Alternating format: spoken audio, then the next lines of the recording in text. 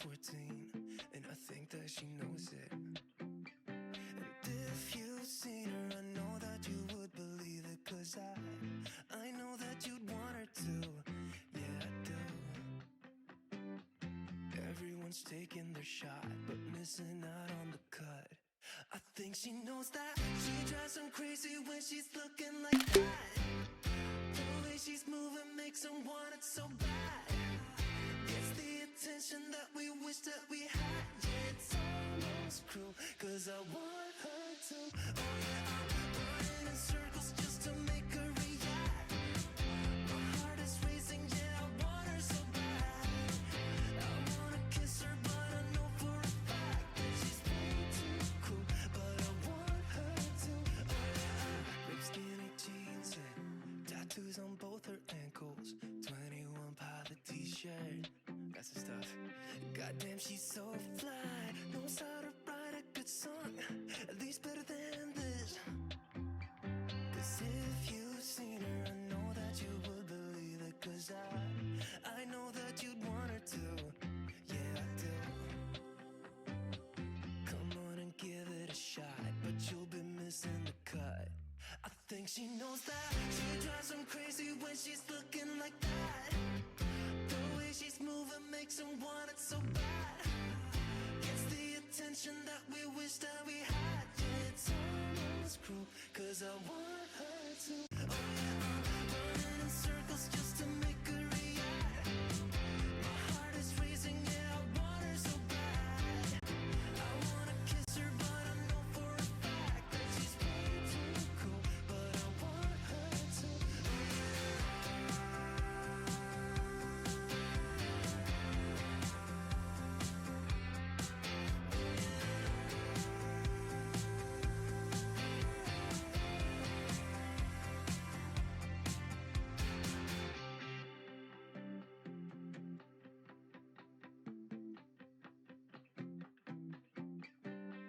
Everyone's taking their shot, showing all that they got, but they'll be missing the cut. I think she knows that. She drives them crazy when she's looking like that. The way she's moving makes them want it so bad. Gets the attention that we wish that we had. Yeah, it's almost cruel, 'cause I want her to. Oh yeah, I'm running in circles just to make her react. My heart is racing, yeah, I want her so bad. I wanna kiss her, but I know for a fact that she's way too cool. But I want her to. Oh yeah.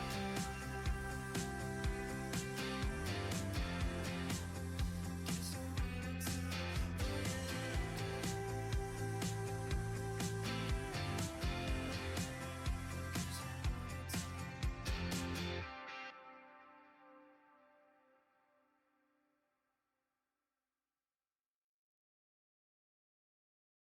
I never got it, why'd you have to go? I guess this world's too slow for you.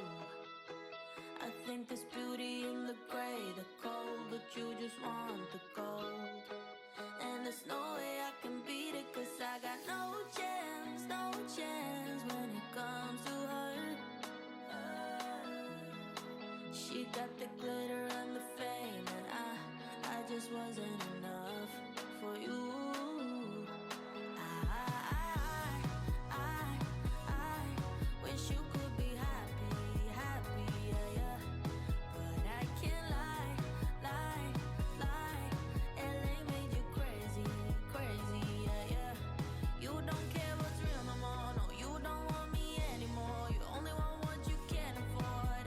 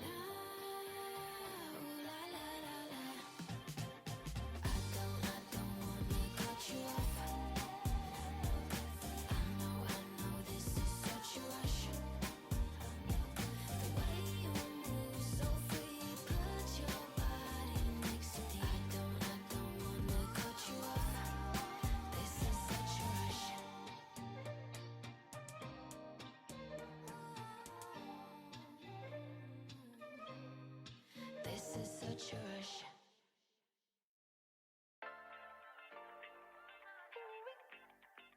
Hi, let's go. Alright,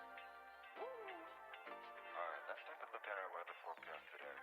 Today's forecast, a lot of sunshine, blue skies, marine clouds. Just a perfect day to go outside and relax. That's your forecast. We'll be right back. Yeah, sunny days, sunny days, sunny days. No clouds in the sky, about to get away. Feels like it's been a freaking decade. Sorry, don't call me cause I'm gonna be on break. Sunny day, make way. All the stress and doubt, yeah, not today. Feels like it's been a freaking decade. Sorry, don't call me cause I'm gonna be on break. Got the Tropicana, fresh cut sushi on a platter. Ready, honey, it don't matter shots. Till I drop, gonna be 24/7, golden hour like a boss. And they say, yo, guess you got a 2 o'clock appointment for a champagne shot, whoa, yeah. I'm busy trying to take it higher, got no time for never, only spending cheddar. Wish I could do this forever. Chilling with the hottest company, they all wanna welcome me to their private penthouse suite. Yeah, now I got the key. Rooftop pool, got a heli on speed. Ocean view from the highest peak. I'm complete, oh I want this to stay. Please don't go away. Sunny days, sunny days, sunny days. No clouds in the sky, about to get away. Feels like it's been a freaking decade. Sorry, don't call me cause I'm gonna be on break. Sunny day, make way. All the stress and doubt, yeah, not today. Feels like it's been a freaking decade. Sorry, don't call me cause I'm gonna be on break.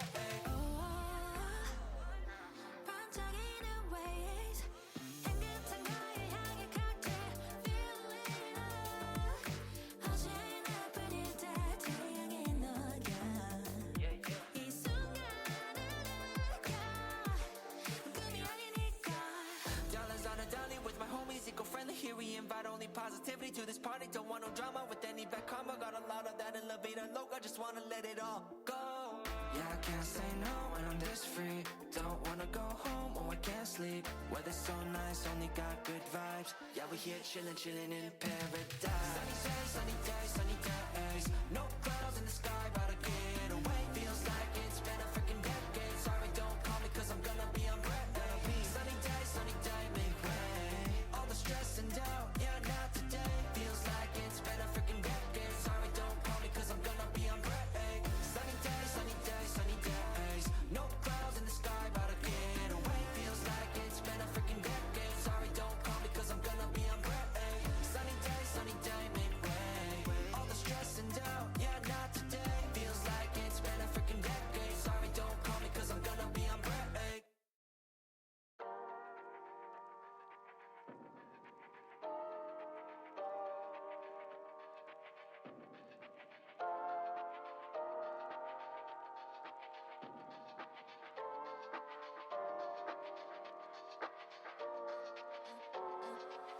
I'm a little bit naughty, I'm a little bit too consumed, but every part of my body is telling me to run away from you. Come a little bit closer, yeah, come a little bit closer, yeah.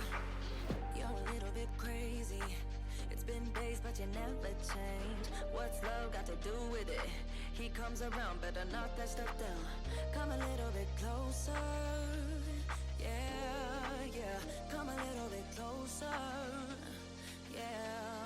To all my ladies who got a brother that doesn't treat them right, put your finger right in his face and tell that man bye-bye. I'm too fly, I'm too fly.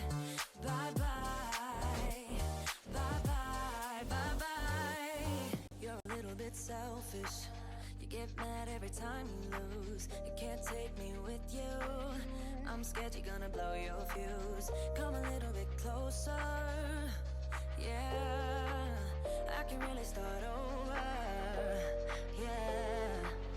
In the back of my mind, there's someone waiting on me. You're just wasting my time because you're scared and lonely. Finally got some closure, yeah, I can finally start over, yeah. To all my ladies who got a brother that doesn't treat them right, put your finger right in his face and tell that man bye-bye. I'm too fly, I'm too fly.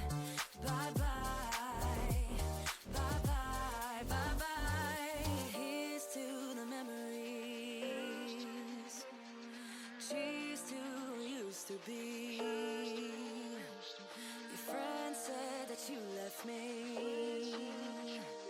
I'm glad that's what you believe. So all my ladies who got a brother that doesn't treat them right, put your finger right in his face and tell that man bye-bye. I'm too fly. I'm too fly.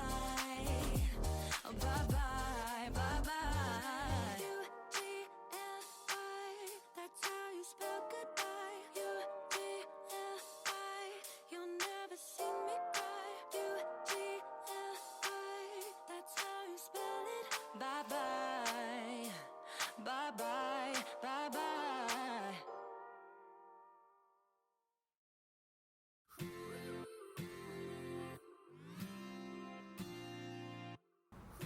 Yo, what's up, everybody? Welcome to stream. Hey, hey, hey, hey, Sir Doder, what's up? Raz, Ivy, Aki, Artu, hello, hello, hello, hello, Albrie, Complicated, Hamunch. Thank you, Michael. What's up? To you, glad to Hey, be Copper. here. Hope that we can meet someday. Mimi Sayano Wiggle Sayano love. I hope so too. Hamunch, thank you so much for the 10-month resub. Really, really appreciate it. Hope you're doing well, having a good day. Michael, you're back from your trip. Hope that was good and you're safely back home already or on your way. Hey, everybody. How are you guys feeling? Hitsy Litsy, welcome in. Happy, what day is it? Happy Wednesday. Happy Wednesday.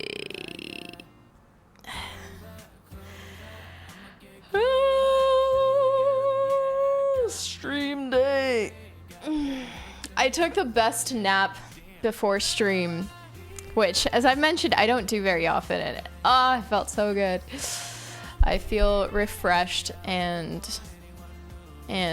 yeah, it was just long enough to not turn into like 4 or 5 hours of holy shit. I was just turned over my sleep schedule. What am I gonna do? I'm gonna be up all night. Oh no. Hey Ben, how you doing? Good morning.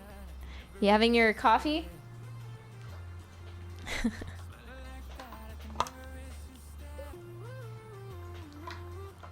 What's up? Anything interesting happened with you guys this week or since stream? Story time. I'm in my work parking lot. Are you really?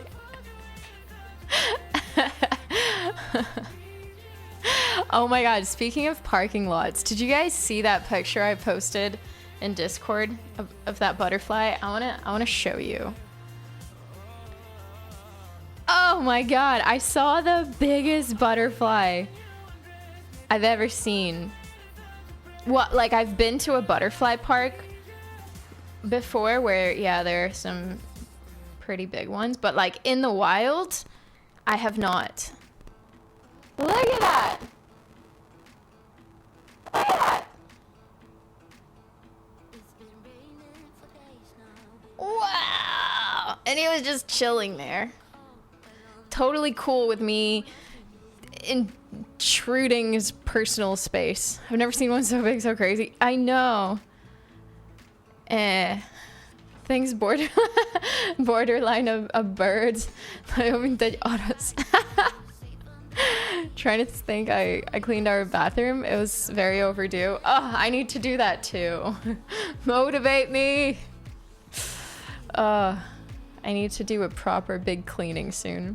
Back to office today. Again, back home to Germany. I had first rain in the year. What? Really? First rain? That's so weird to me. We have rain every single day. Very, very rainy. Social media makes it seem like you live in that parking lot. Oh yeah, it's an outdoor parking lot, right? Yeah, a lot of your B-reels are in that parking lot, aren't they? Aren't they?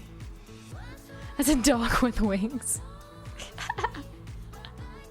Yeah, it definitely seemed like it could have done some damage if it really wanted to. Dog with wings. It's a butterfly though, right? I'm pretty sure. I think moths are not colorful in that sense. I don't think moths can be colorful, and this one has some color and patterns. But I'm actually not 100% sure. I think bathrooms are the easiest room to clean because you don't have to decide where to put things usually. And also, yeah, especially easy to, well, clean this one. The one that I have is, because you can just wash it like this because everything's tile, and I kind of enjoy that. Just making the biggest watery mess. But yeah, I still have not gotten to it. Hey Lucas, are you feeling better? Dengue all gone. I know it. It says cricket on your shirt in the photo, but it's clearly oh, that's hilarious. Somehow I think the US is a huge parking lot country. Do they have a lot of parking lots?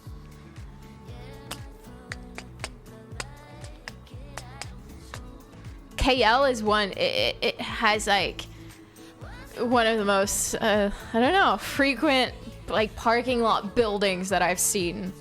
It's crazy. Anywhere you go, you turn a corner and you'll see a huge building, and you see the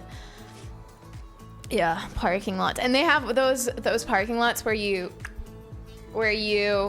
drive into almost this like car elevator, and then the elevator takes the car up and drives it to an empty spot. Have you guys heard of that before? Like, you don't need to find a parking spot. It takes your car. Like, you leave it and it takes your car.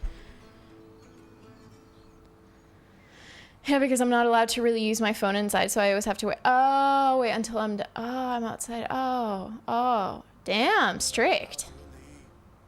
It's a moth. That's how their wings sit. Really?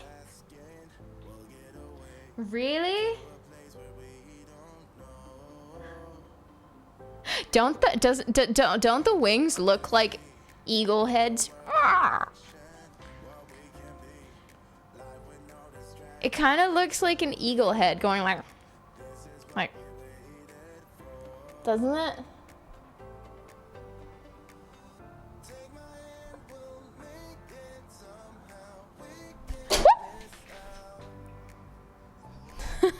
Doesn't it? Just me?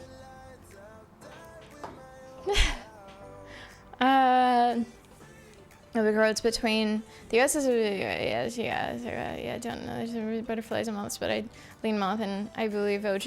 Yeah, OG seems to know. I guess it's a moth then. No symptoms since yesterday. Yay! Be gone, dengue. Vanish.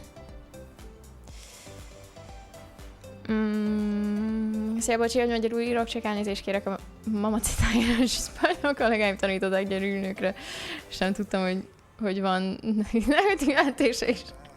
Ne viccelj már! Ja, az ember tudja, hogy mikor milyen a kontextus. Abszolút nem vettem sértésül, sőt, de megnevettetett, szóval semmi para, de aranyos vagy, hogy felhoztad. Tehát semmi para. I saw a snake for a second, but it looks more eagle. Ha! Snake! Moth's wings lie flat. While where's my phone? Learning. It is school time. Online. Feeling fine. Big brain time. Butterflies are up together. Fly. Butterfly. from that. I thought it looked like two snakes. Nah. Okay, so you saw snakes too. Oh. Well, it was really weird. Yeah. I risked my life going up to that moth. Cause like we were going up the parking lot and it was one of those parking lots where like, you know, you have several levels and then right at the part where there's no parking lots, just the car area, that's where the moth was. So I had to go and dodge the cars, risk my life to go say, hello, you're pretty.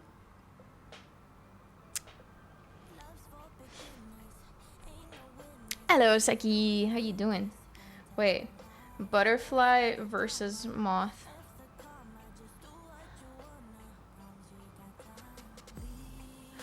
Oh! Moths are usually dull. I thought that butterfly moth was so pretty. You call this dull? I think that's beautiful. I think both of them are beautiful. I think.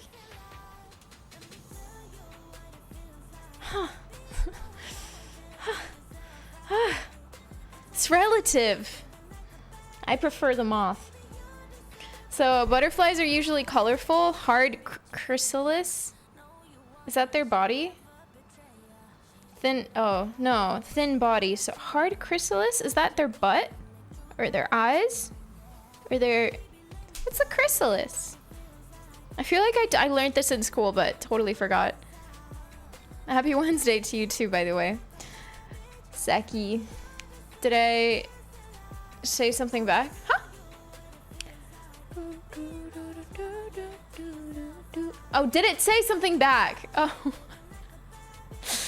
I think he was just chilling. He was like, you come any close, girl, we're gonna have a problem. I'm chilling here. No, I wish he said something. It has an ancient Mayan vibe to it. Yeah, totally. It might be when they transform from a caterpillar. Sage and caterpillar and butterfly. Oh, yeah, that makes sense. Yes. I knew that. Butterflies are day active. Oh, that's that. Oh, he was sleeping.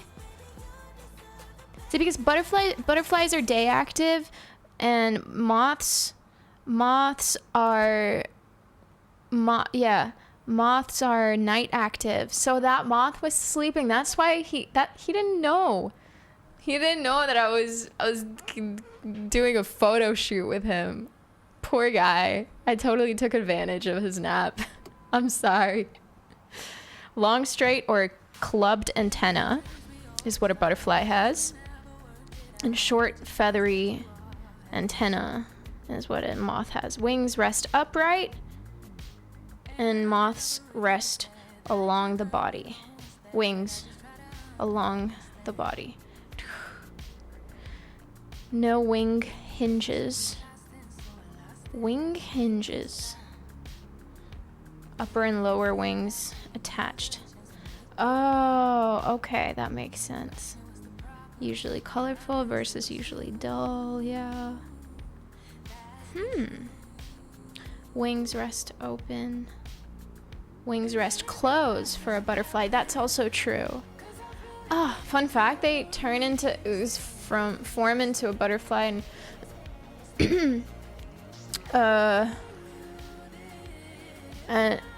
form into a butterfly and retain their memories from being a cat. Oh, butterflies? Yeah, I've heard that. It's so crazy. I think the transformation of butterflies is one of the biggest skills of nature, really. I don't remember when I read that, but like they totally completely deteriorate to mush. So crazy to be a butterfly. Like I wonder what that feels like, if they can feel anything. Like, can they please stay off my plants? Do you have conversations with them? I often talk to the ants in the house that sometimes feel like, I don't know, they're invited to some secret association or party, and then I have to tell them to please leave the premises. Must be an out-of-body experience. Yeah, I mean, imagine a butterfly. Like, do they know that they're gonna go through metamorphosis? Do they feel it in the process, or do they have this amnesia kind of state where they like black out and then wake up with this mad hangover? Like, what the hell just happened? Oh shit, I know. I remember everything. You know what I mean? Do you have those huge ants at home? We have them. Yeah, we have them. We totally have them. We have all kinds of ants. The really tiny ones, the mediocre ones, and the ones where you're like, holy shit, what even is that? Really? I'm guessing they just go with the flow. Man, I don't know. I would love to talk to an actual butterfly and find out what they feel. That sounds like the best hangover. True. You're saying something. Maybe I have to go. Do I know this life update yet? If not, I'll probably message you later. Yes, you know.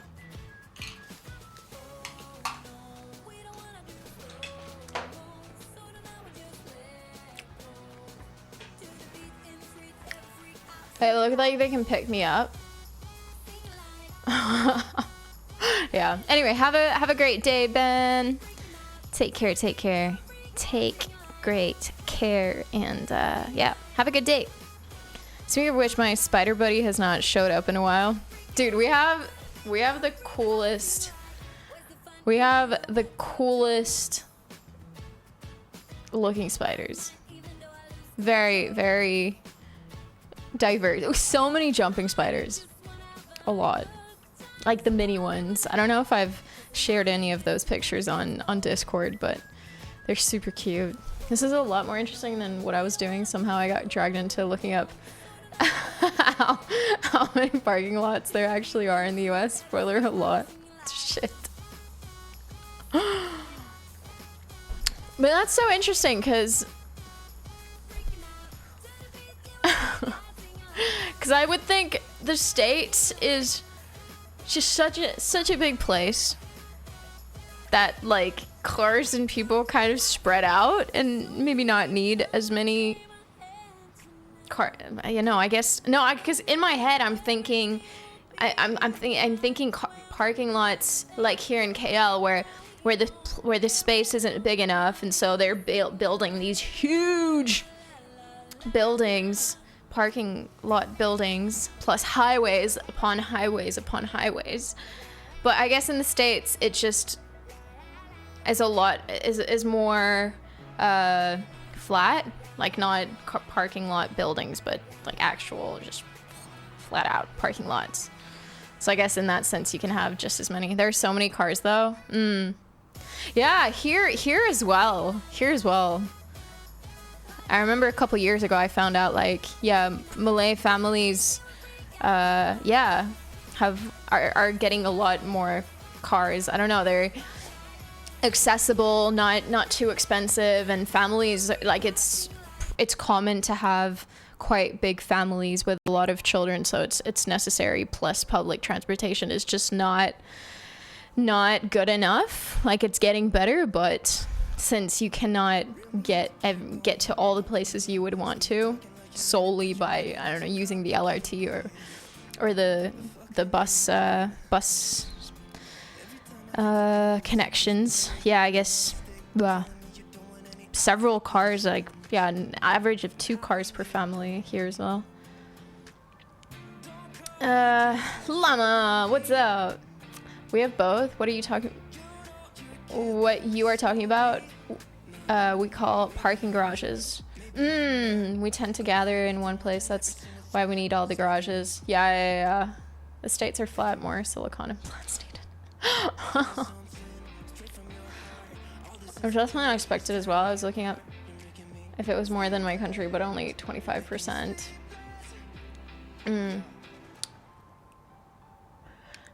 Cordeiros here too. What's up? Welcome.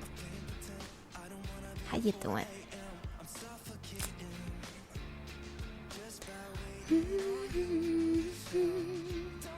So yeah, we have parking garages as well. Stacked ones are very common here. We also have parking garages for bicycles. You do? I've yet to see one of those. I've yet to see one of those in Holland. Well, in Amsterdam, I just saw the bikes stacked on top of one another. It's crazy. I've never seen so many bicycles in one place. But I guess where else than Amsterdam? But the one, I don't know if it was you that showed me, the one where, yeah, it takes your bike up and it looks like a big mess, but it's actually quite organized. Japan has parking that isn't...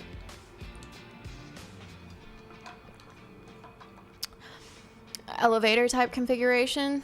I think Caravana commercials, because they have parking like that. It's insane. I'm not familiar with Caravana, but maybe that's also what I was talking about earlier. Is it where like the elevator kind of takes your car up to a level where it knows there are parking slots and it parks the car for you, or is it like hybrid, partially manual? We have them everywhere. There's one in Amsterdam, probably. There's one near the station that one has 3 floors already. Oh, I guess probably I saw it. Yeah, I think I saw it when I was doing the canal tour. Yeah, but it stays on the elevator. Yeah, okay, it's probably similar, but I've never tried it. Like a huge bike vending machine, only you get the same thing every time. Aw, poo. Imagine if it was the same system, but you got a different bike each time. Would you try it? Community sharing bike system. Every time you park your bike, you never know if you're gonna get this like crazy cool, really dope bike or one that's about to fall apart. Bike roulette. I'd probably get a bike that's way too small for me. Yeah, I guess that might make things difficult. That's just what people do anyway. Ooh. Yeah, I guess it's also probably the reason why people have more than one bike. One that's like a city bike. If it gets stolen, then it gets stolen. Big whoop. Obviously not ideal, but not the end of the world either. And then you have your really good bike that you only use for like special outings or longer trips. A different bike each time. That's like the bike parking spots for students. Yeah, it's like the biking, the VU biking in Spain and a lot of other countries. We have it too in Budapest, where you just like rent a bike, go on your trip, and then go to the next bike station where you can just drop it off. And it's kind of the same. It's kind of the same situation where some of them are like properly kept and everything works fine. You have a good time on it, and then you get one like you don't necessarily know. Especially in Barcelona, you unlock it and then it gives you a number, and you have to go to that one. So you can't necessarily choose. And sometimes you end up walking over and you can see the bike is like about to fall apart. Ow. Ow, my knee. And then you sit on chewing gum. Yikes. But I love that bike system. I really love it. But it only works if there are actually a lot of stations scattered. Because in Budapest before, when I had a subscription, then the stations weren't frequent enough, and you would have to. It was a nuisance to find a parking space, and then like basically spend extra long time going to where you actually want to go, because it's a detour a little bit.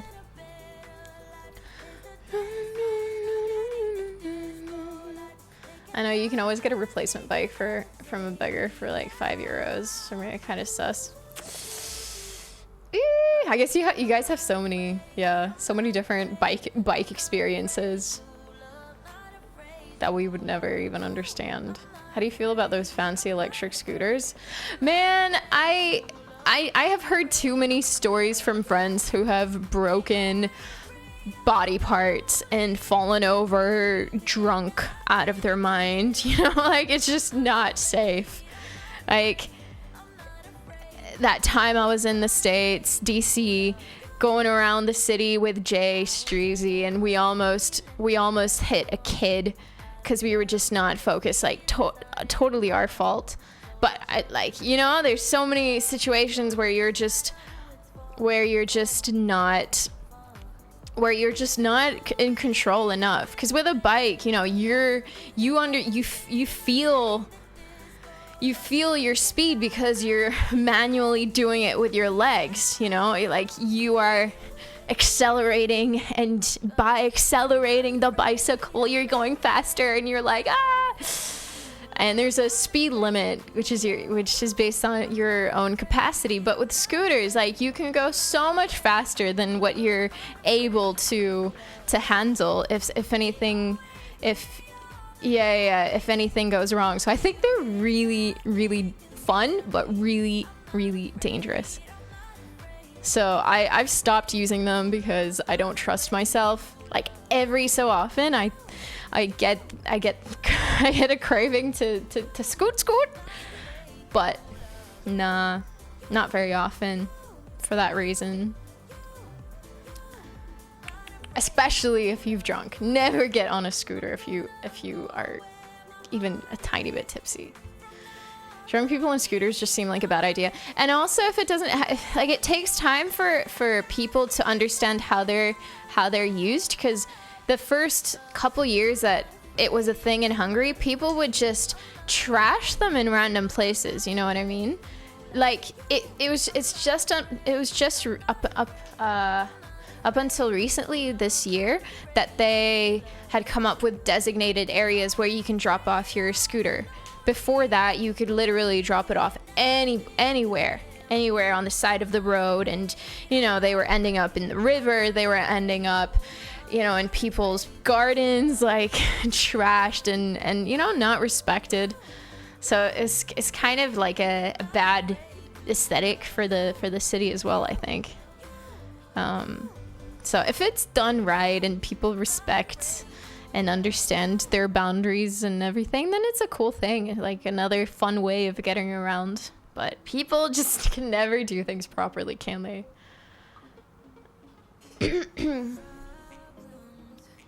We have crazy fines here in Norway if you crash drunk on a scooter. Good. One man got an €8,000 fine and lost his license for 3 years. Well, I mean, serves him right. Like, you could hurt someone. So I mean, if that's a wake-up call, losing your license for 3 years, then yeah, all the more reason to be strict about it. People do leave the scooters in random places here, and then company employees come around and pick them up. Yep, same system in Hungary, but now they have these like green zones, and yeah, that's the only place that you can park them. So it's better. It's gotten better.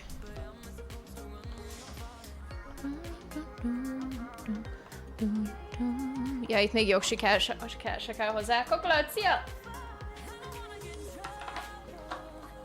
Hey Chuck, welcome. Yeah. Ras. Speedy. Hey Ryan. It was a mess before. Yeah, I guess anything that's introduced is going to need some time to adjust, and people need time to adjust to, like, yeah, what the boundaries are and what the rules are and what happens if you break the rules and blah blah blah blah blah. But yeah, I'm not sure about the license thing though in Hungary, because last I checked, One moment, please, while we come back. we are back. So last I checked, I thought I heard something about license being needed now, but maybe not. But yeah, I don't use them. I know when I was in the States, 2019, the rule was that you didn't need a license up until like 10 miles per hour, and then you had the faster scooters for which you needed to have your license. I don't know if that's changed in the States, but in Hungary, no, you did not need a license. I think you now do, but maybe I'm wrong. Did I miss the life update? No. We're just so busy talking about parking lots and scooters and moths and butterflies that we haven't got into it yet. Hope you're doing well, Vader. Hi, Nate. What's up? Welcome. My Xiaomi Pro 2 scooter can carry a 120 kilogram person. Or two people? Yeah. I guess, yeah, then 2 people can get on as well, no? Oh. Nothing is more dangerous than 2 people on a scooter. Been there, done that. Don't try it. It's fun until it's not. Yeah. 2 people like the Titanic scene. Yeah. Let's go! Oops! Person! Duck! Coming through. Same ending as Titanic. Exactly. Dangerous. Yeah. A part of me can't wait. A part of me can't wait to get my license finally. Like, a part of me really, really wants to drive already, but then I always convince myself of the opposite. Well, now I actually would be getting it, but I started getting it in Hungary, and then I missed my exam. No, not my exam, sorry. I didn't finish my online prep work or whatever. E-learning part of the license, and then I came to Malaysia, so it kind of got put on hold. And I actually considered doing my license in here in KL, but the waiting period apparently since COVID has been crazy long, like half a year to 8 months waiting period, which I guess in the whole world might be a problem since so many people and their driving was put on hold. So I thought, nah, I probably don't want to. I didn't even know how long I was staying, so I didn't want to. And then there's also the problem with learning how to drive on the other side of the road and then going back to the country where I actually am based, and then being just confused out of my mind. So yeah, just I considered, but not for long. Do they accept the Thai driving license in Hungary too? Probably not. Don't you have to have an international like edition? I don't have my license, so I have no idea. But I think you can't just drive anywhere. Or in some places you have to do some like additional testing to make sure you're good to go. Did anyone went to Titanic Belfast Museum? Used to live around 3 years and still didn't go. I haven't even heard of it, but sounds cool. Sounds cool. Driving back from Thailand. Oh, might be real. It's time. Sad you didn't have your license driving back from Thailand. Were you sad or happy or sad you didn't have your license? Yeah, if I would have had my license, I would have definitely had to do my part in driving, and that would not have been fun. Oof. It's EU regulated, I think, then also depends on the country you got the license in. Yeah. So I mean, within EU, obviously you can go wherever you want. Within the States, I assume you can go wherever you want. But yeah, don't you need Thai ID to get Thai driving license though? Yeah, I mean, to get the license, I guess, yeah. I don't even know if I would have been able to get it here in Malaysia. But probably yes. Maybe Thailand's different. I have no idea. I had to remove all the plastic fairings, the paint it green. I'm on the 3rd motor in a 5-year time. Oof. That's crazy. You've been there? The museum? I actually started its journey from Belfast, Northern Ireland. So the museum is kind of nice. Oh shit! Learn something new every day. Well, if I ever make it to Belfast, I will have it on my to-do list.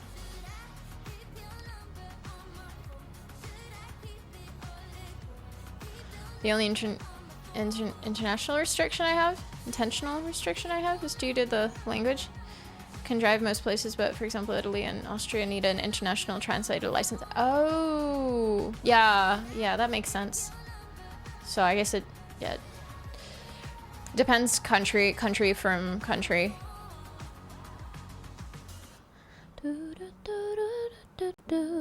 But yeah, this year I'm getting my license.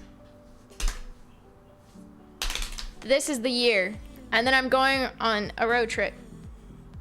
Once I drive well enough. Maybe it's gonna be next summer. Summer of 2024. I'm gonna go on a road trip. And it's gonna be dope.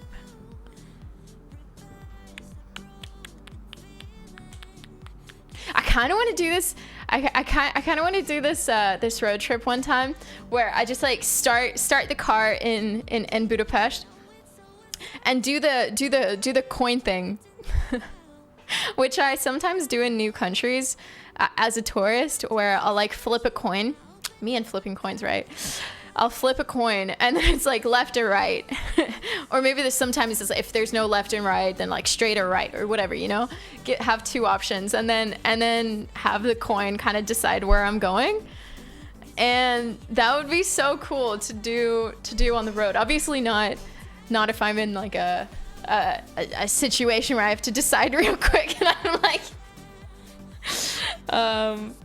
where I'm like, yeah, flipping a coin while driving. Probably not too safe, but don't worry.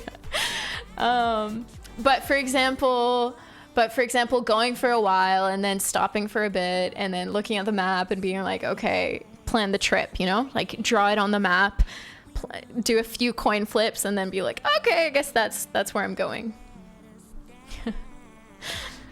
You flip heads all the time and go in circles.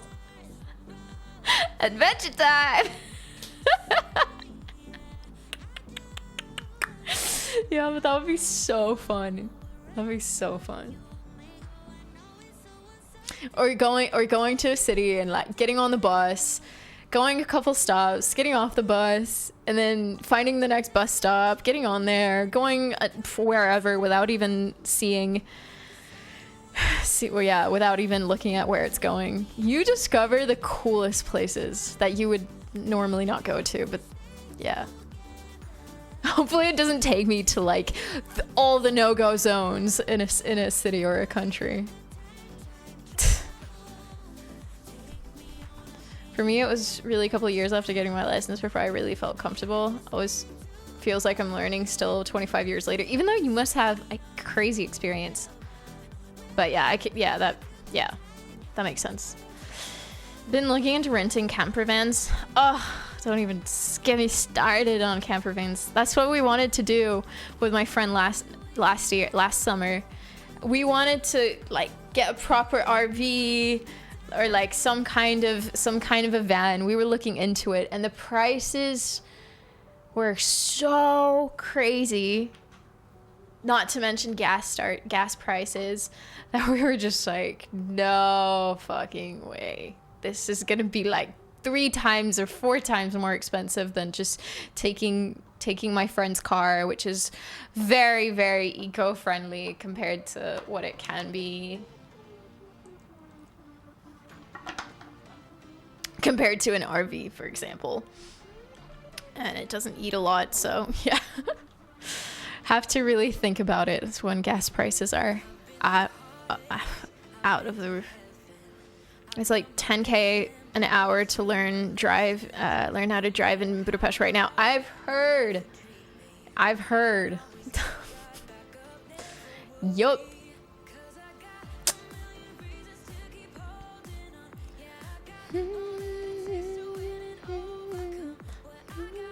This is a road trip I've considered. Start driving and don't make any decisions. Just let the road take me wherever it goes and turn as needed to not go into circles. Yeah.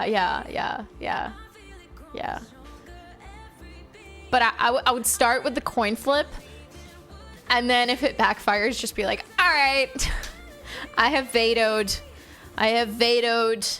the decision making. By not making a decision, you're making a decision. Just vibing with the road. Yeah. Oh, definitely. I'm doing that one day. 100%.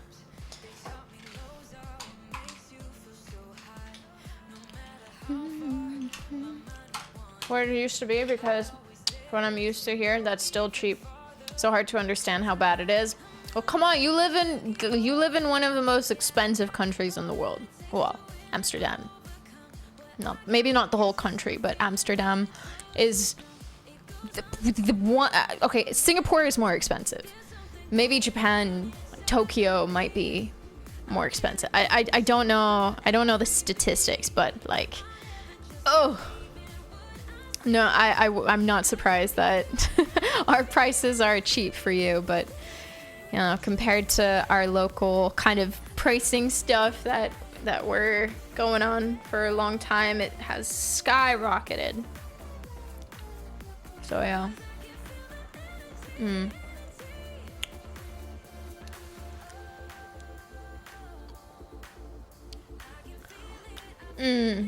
Don't think Tokyo is more expensive, but it's been a while.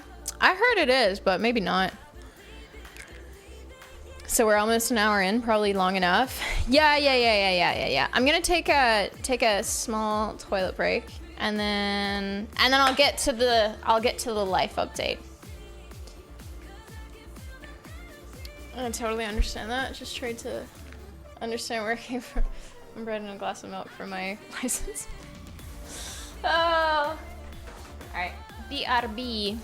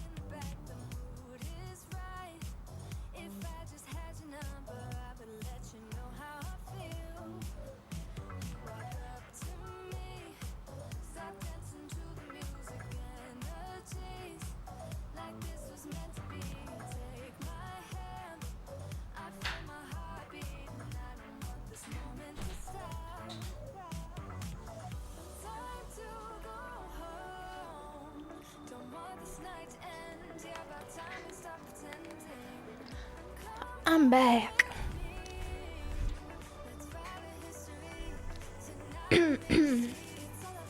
Hey, cowboys in chat. See ya. See ya. He's probably in the other room.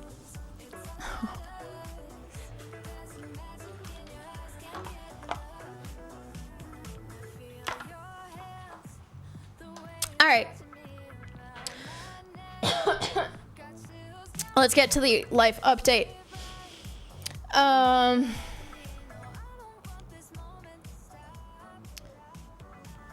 right. So, let's get to it.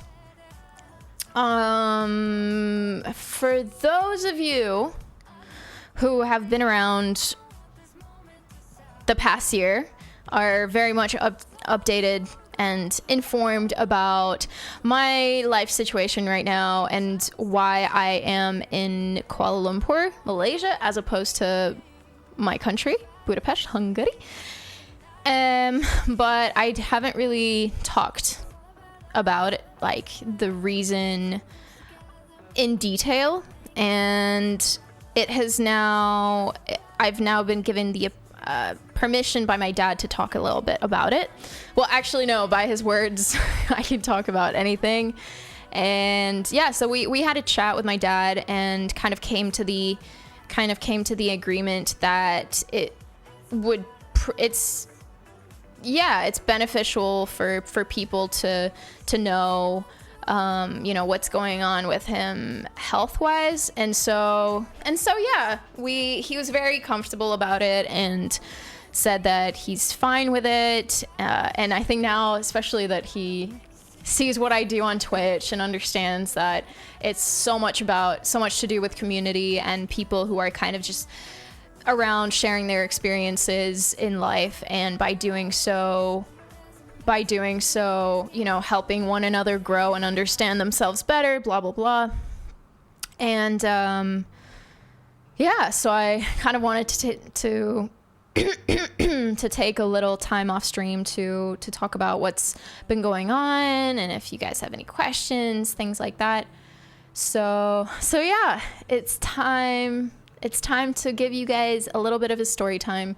For those of you who are not part of the community or new to the channel and you're here for the music, you can come back later or another stream, especially if you don't know much about my life. But if you want, you can stick around anyway.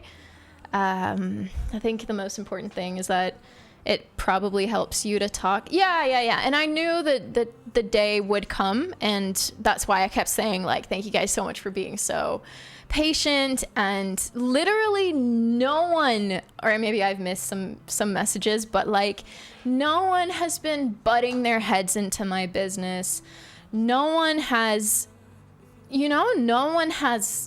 stepped across that border. No one that is a core community member, no one that is maybe new and not so into things. So I never felt in this last couple months that I felt uncomfortable. Like I never felt that. So I really want to thank you guys so much for giving me ample amount of time, not asking where it just wasn't appropriate. So yeah, first of all, a big thank you for waiting and being supportive while kind of being in the background. And yeah, it really means a lot. Just remembered Albury's sign up. Oh, I saw that, but I forgot. Yes. Yeah, that'll be cute. We can add it for sure.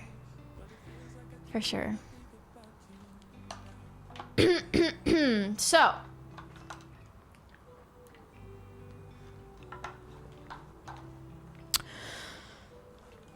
last summer,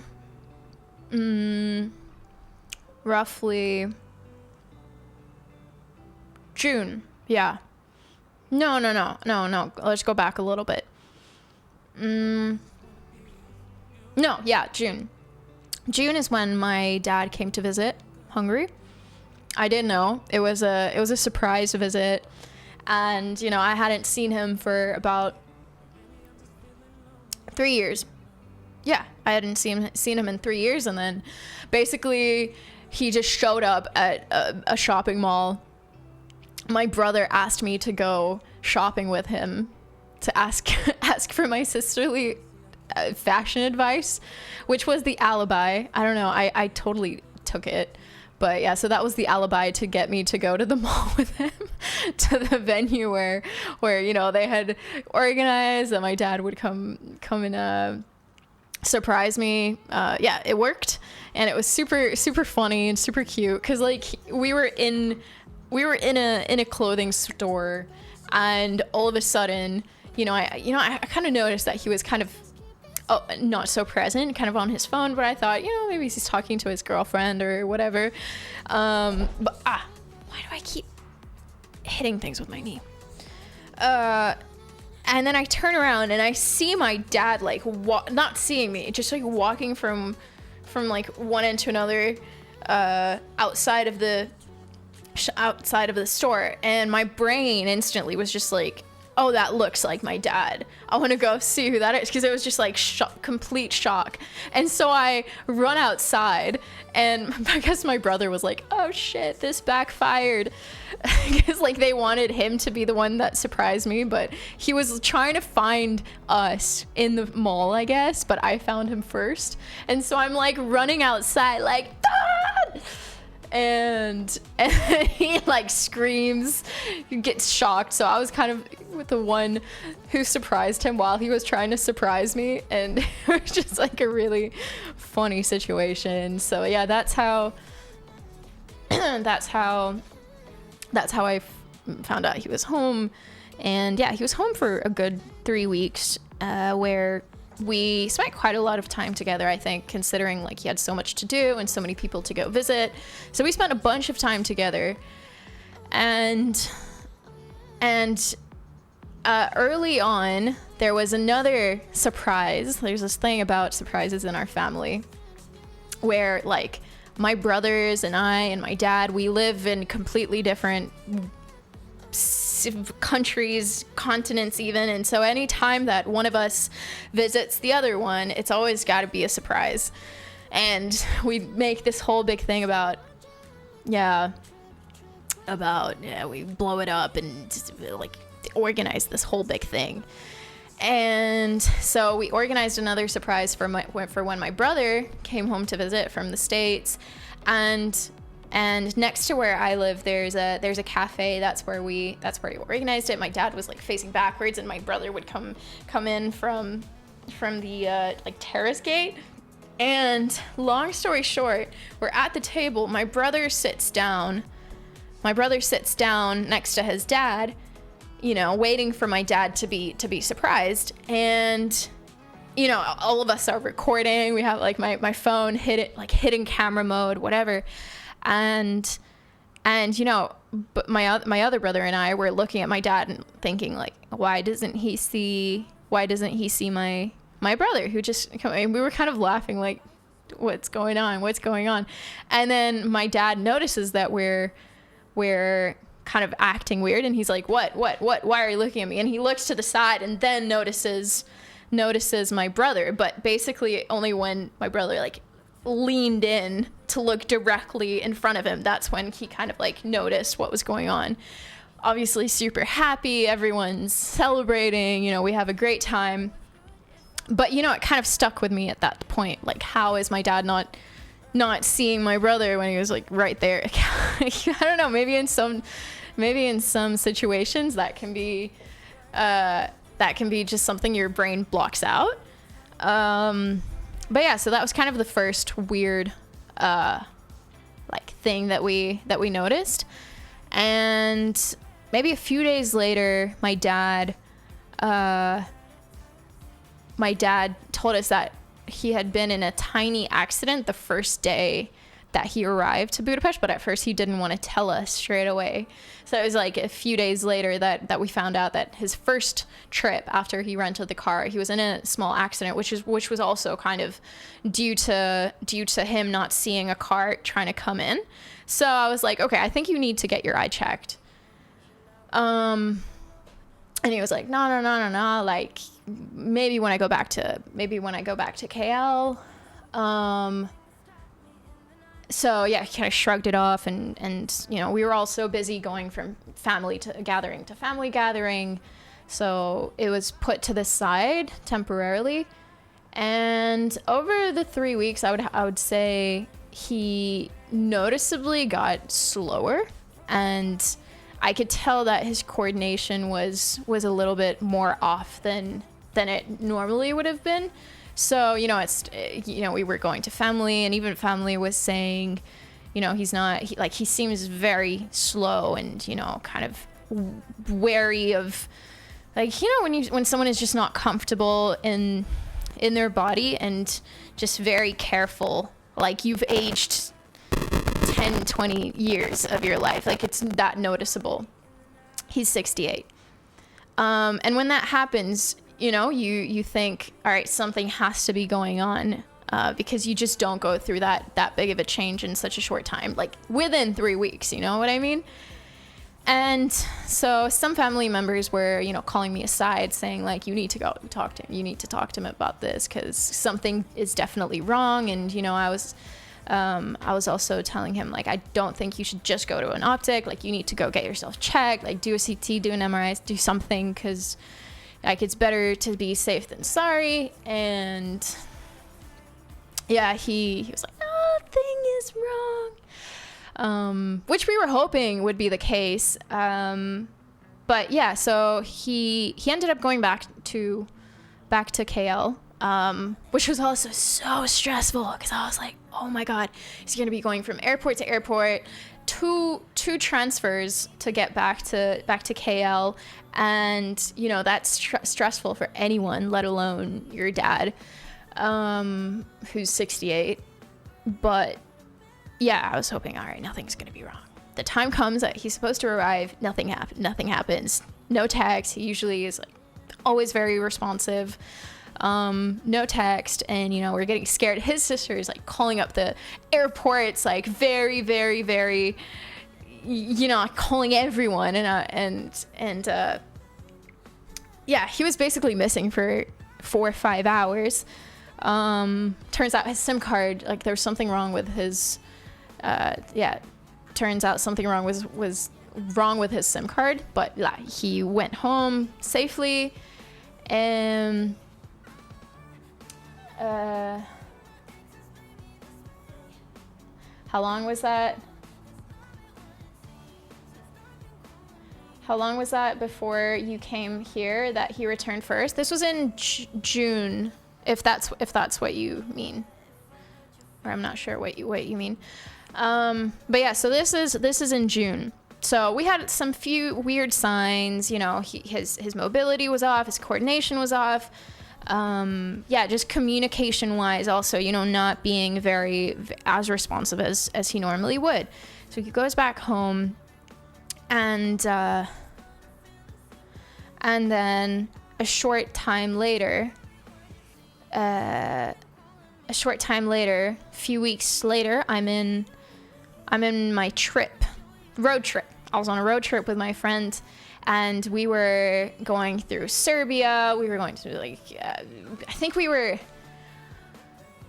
through Montenegro, and we were in Croatia. We were in Croatia at the beach. Like, first day, we had just arrived. This is like, yeah, July, early July, first week of July, yeah. And yeah, we had just put our stuff down at the hotel, and we go to get some food. We're having the food. Everything's great. And then I get a text from my brother who lives in Hungary. And, you know, he's, I forget what the start of the conversation was, but, like, he asked me this one thing, and then he's like, oh, like, wish dad good luck later this week on Friday. And I'm like, oh, what's gonna happen? And then here's me thinking, like, oh, I guess, you know, he's going in to get his eye checked or whatever. And then the message comes, and he's like, no, brain tumor. And, you know, instantly I fall apart. I start bawling my eyes out in the restaurant. And, you know, my friend is, she was so supportive, you know, kind of just trying to calm me down as one can be calm or stay calm in a situation like that. But yeah, it was really scary and really difficult to, I don't know, be faced with like news like that. Yeah. So that's when I found out he had a huge brain tumor. And I didn't want to call him that day. So, you know, I was just kind of stuck. I felt like I was like stuck in Croatia. Like with my friend there, she's asking me, you know, do you want to go back home right now? Like we can do whatever you want. And I'm like, no. I kind of just want to talk to my dad, talk to my mom. But at that, yeah, my dad, for my dad, it was already really late at night. So I was like, okay, I'll talk to him tomorrow. But like, we're already here. I don't want to go back home. I just want to, you know, cry myself out and just talk. And so yeah, the next day I called my dad and he told me that after he came back to Malaysia, he had collapsed. And that's when they took him in and got him checked. That's when they found the tumor. And so basically he was scheduled to do like an emergency brain surgery soon after. That's when my brother found out as well. So basically he wanted to keep it from us for a while, because like he had already known soon after, or when was it? Like I think for a week or 2 weeks he didn't tell us, but then yeah, he was scheduled to get the brain surgery. I don't know, there was like maybe a week or two that he didn't want to tell us because he was so scared. And then he told my brother, and my brother told me. And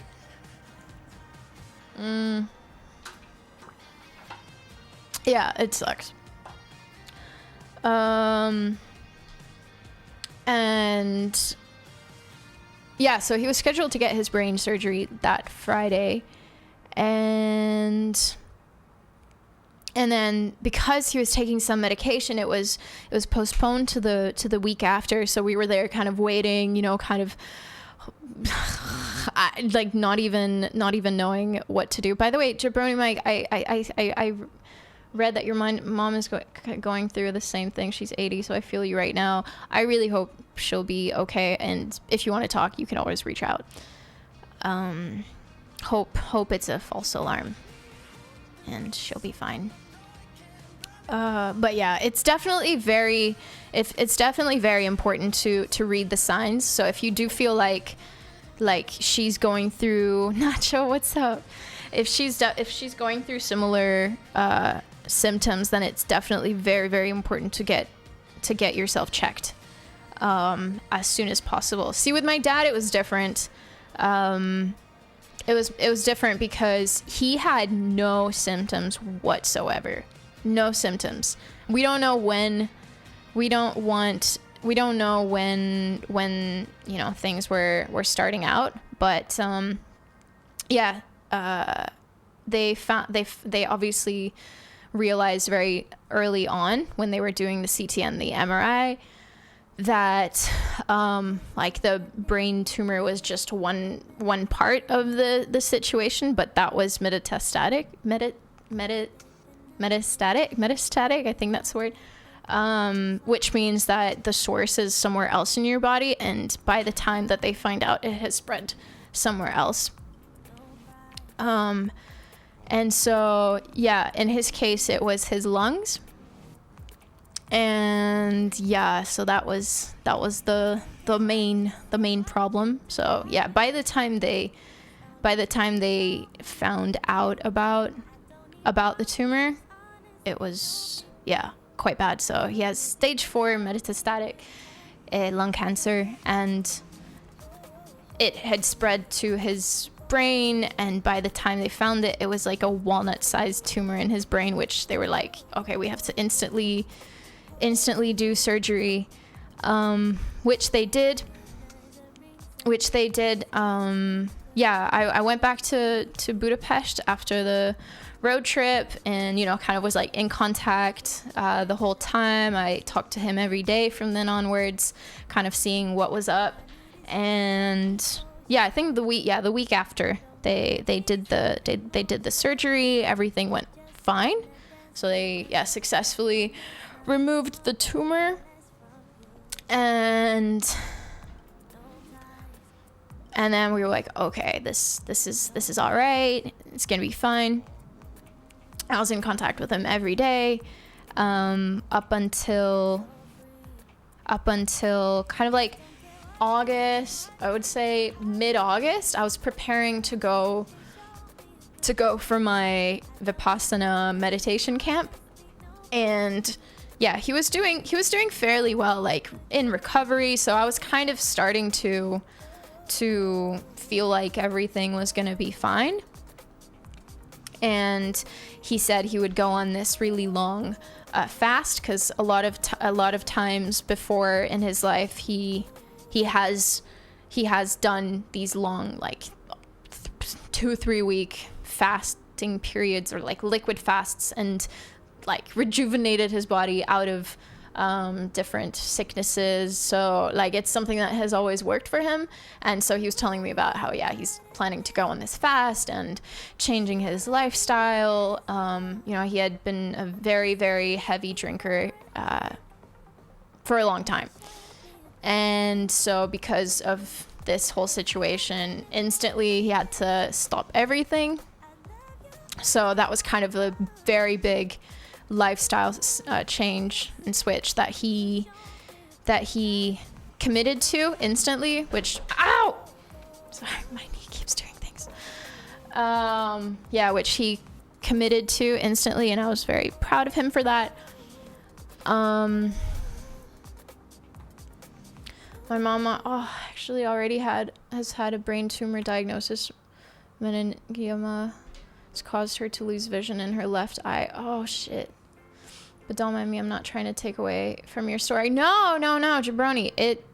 The reason why I'm bringing all this up is so that we have a place to share, and talk about whatever similar experiences you have, or I want to make it a space for us to be able to talk about. I just haven't talked about it out of respect for my dad, and kind of wanted him to be okay with me sharing his very, very personal stories. So as long as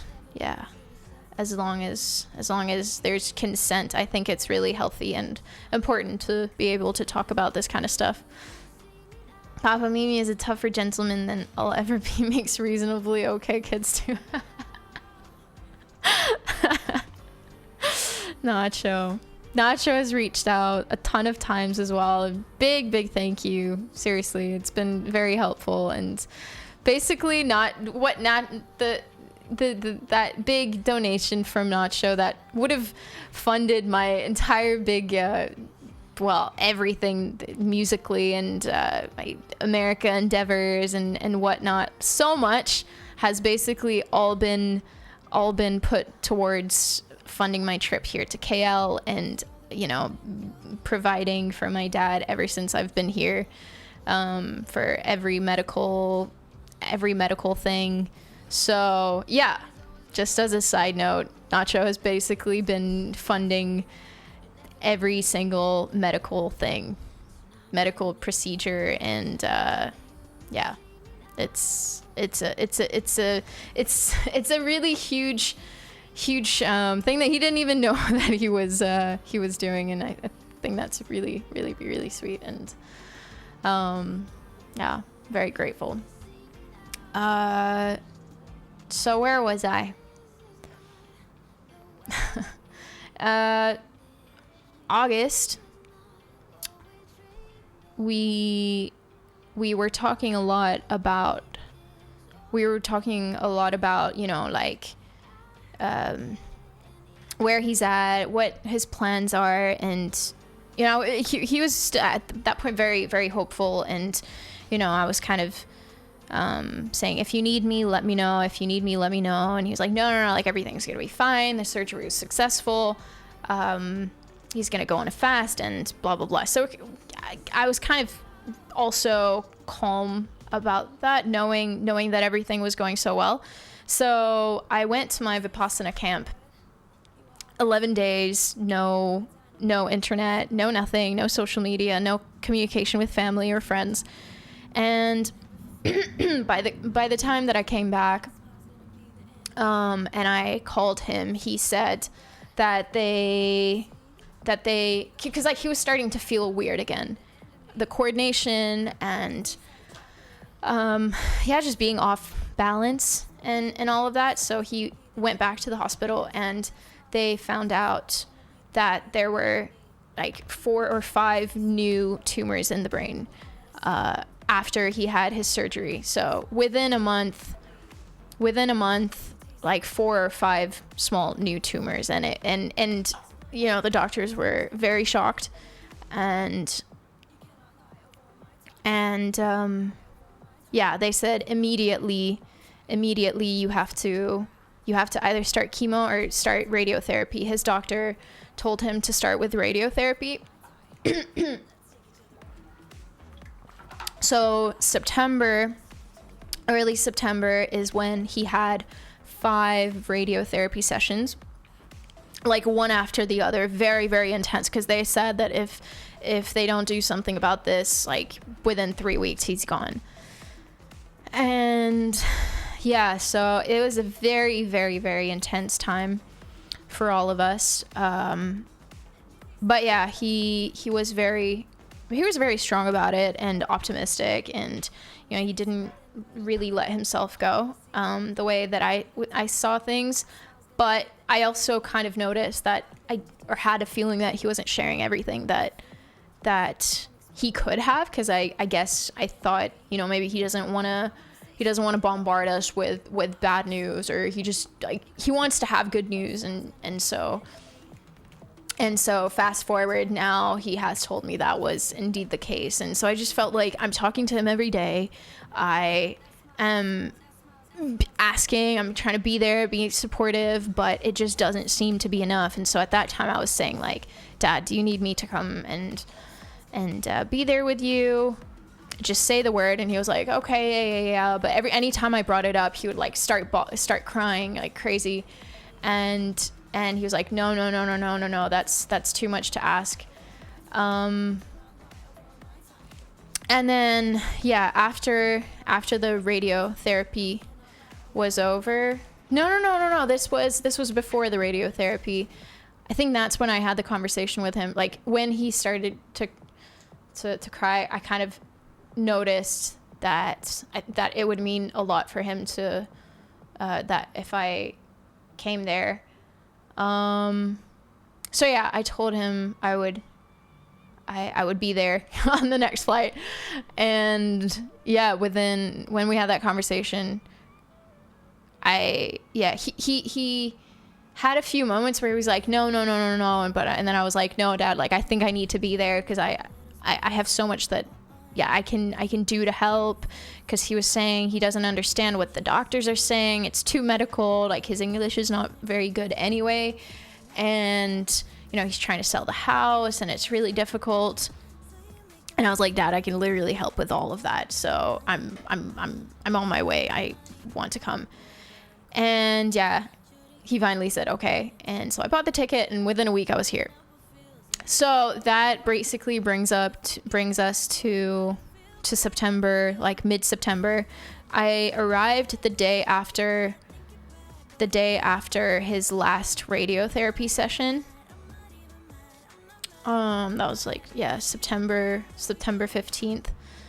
Yeah, it's just like, if you have ever been in a situation where your loved one is in danger, in trouble, in a health situation, and you can't be there, like, you know, it's the worst feeling in the world. You can go on all the calls you want. You can send all the messages, you can send money, but it's never enough if you're not there physically. You know, like, even if you can't necessarily do anything, just being there physically makes all the difference. And yeah, I just felt like I need to be here in KL and you know, screw everything else. Like, this is so much more important. I know that I am putting a lot on hold, but like, this is just so much more important than that. And if it's meant to be, it'll wait for me, whatever journey I am on personally. So yeah, that was kind of like, it's crazy how sometimes you can, like, in a stressed mode, you can make the biggest decision that in a blink of an eye, you know? 'Cause it's so easy in that sense, when priorities are set.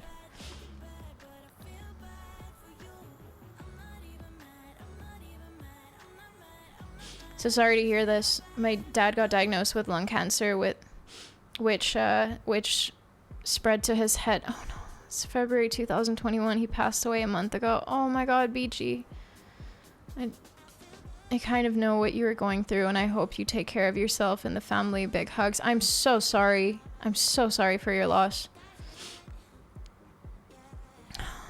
I mean, you don't a little bit know what I'm going through. You 100% know and know more because yeah, it ended the way it is. And you know, it's tough because I'm aware of the survival rate. I am aware of all the risks and trying to be very rational about it and conscious of like where things are headed and what the potential outcome could be. But it's like still so difficult to process that on a daily basis. And yeah, having to face losing a family member is very difficult, and maintaining your positivity and being strong and facing the biggest fear that we all have, like it only hits you when you're really in that position yourself, because we all think, you know, all right, these things are out there, it happened to that person or whatever, but it's not going to happen to me, it's not going to happen to my loved ones.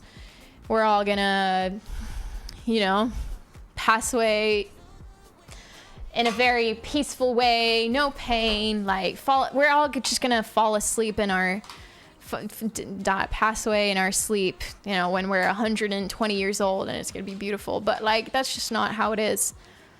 And yeah, it's impossible to get what it's like. It's impossible to understand.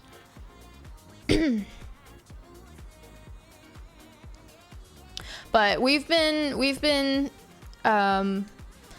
present in a lot of different like forums and Facebook groups. My dad's wife is part of like a Thai group which has a bunch of people in there. We're currently diagnosed with all sorts of different sicknesses, and yeah, it is very helpful to communicate and to be aware of what's going on.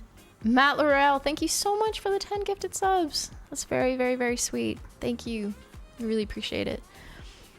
It helps a lot to look around and be in contact with other people who are going through the same thing. And for that reason, a part of me really would have liked to speak about this on stream, because I do believe in just talking things out. Otherwise, things just get bottled up for a long time until they manifest into a sickness of their own. So I just went ahead and talked to everyone around me, family-wise, friends, and that helped a lot. So big thank you to those people who were aware of what's going on and stuck by me, and those of you who didn't really know but still stuck by me. It really is, it's amazing what support can do, even when there's not much you can say. All right, just listening.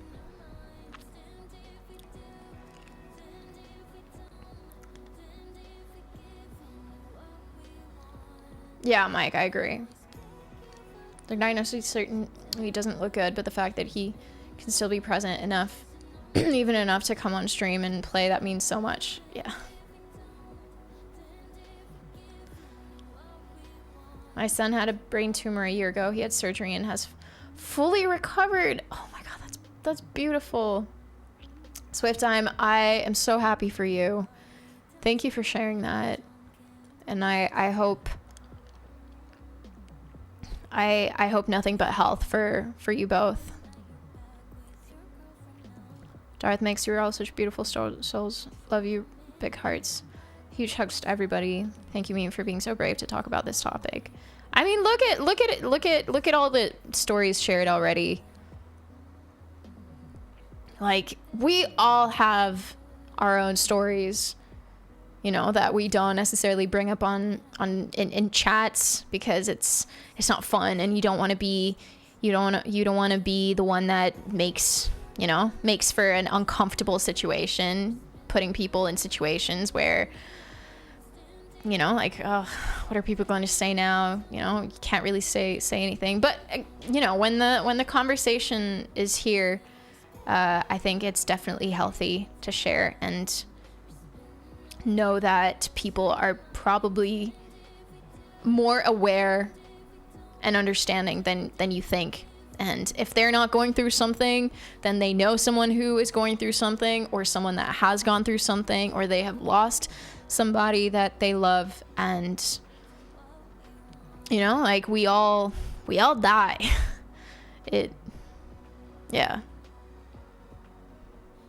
It's a very big part of our lives, and I really think there's such a big taboo around death and around sickness and dealing with it. And, you know, we always want to talk about the happy things and rather keep the bad things to ourselves until, you know, it's over, or I don't know, until it's bad enough. But yeah, we should be able to talk about it. Every person's diagnosis is different. Even it might be a small chance to recover, someone always comes out on top, thankfully. Exactly. I just lost my best friend because of an apparent heart attack 6 days ago. 2008 is getting off to the greatest start. Sorry if this trauma dumping. I'm certainly not trying to do that. Jabroni Mike. That is very, very, very, very painful, and I'm so sorry. And I hope that you have people around you who can hold your hand and be with you, apart from us here. Awkward's Travel, thank you so much for the raid. Welcome, everybody. Oh, we have a tiny little bit of technical issue. Thank you so much, everybody. I hope you had a fantastic stream. I appreciate it. You guys, I always appreciate the raid, but the timing, I'm not sure, is great for a lot of you, because if you are new to the channel and know nothing about me, this is not the most pleasant time to come in. Thanks to @ZDeveloped for my thank you sub-gift. very, very much for the raid. Nonetheless, there's a life update going on about my dad's health situation. So we're in just chatting right now, and I am talking. No. It's fine. I'm very, very happy to see you. It's just that I am talking about his situation for the first time since coming to Malaysia, and you know, we had the conversation, and he finally said that he's perfectly fine with me sharing what's been going on. And yeah, up until this point, I basically have just been said that there's a health situation, and that is the reason why I'm here, but have asked for people to be kind of respectful of, yeah, our privacy, but the time has come now and we're kind of just sharing life stories. So I'm sorry if you guys are here looking for fun entertainment. Today is not about that for a while. Once we're done, and if we haven't run out of time completely, I will be doing some music. So if you're on board with that, you are more than welcome to chill. But if not, it's totally cool to come back another time. Thank you so much for the raid. And lots of love to you, T. Thank you so much for being the wonderful person that you are. Well, then even better time to send some love. Speak soon, Mimi. Mwah. Love you. I hope you had a wonderful time.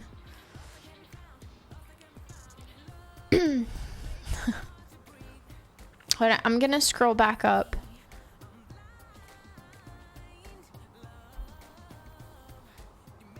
Because I think I missed some things. So yeah, Jabroni Mac, I really hope you have some people around you, but if not, again, you can totally reach out to me. Yeah. Please take care. And I'm so sorry. Mike says, cancer is rough. I lost my great-grandpa when my grandma had her first son in the late 50s, and my grandma is 98. New Year's Day, been 25 years. Yeah. It's horrible when you grow up. I mean, you know, you spend your entire life with somebody and lose them. Yeah. It's always tough to lose somebody, but I definitely see it in some of the older family members of mine who have, you know, lost their husband or wife in a later stage, and you know, you really do lose all meaning of life. It's very, very sad. So there's no way of knowing what to say other than trying to be there and available.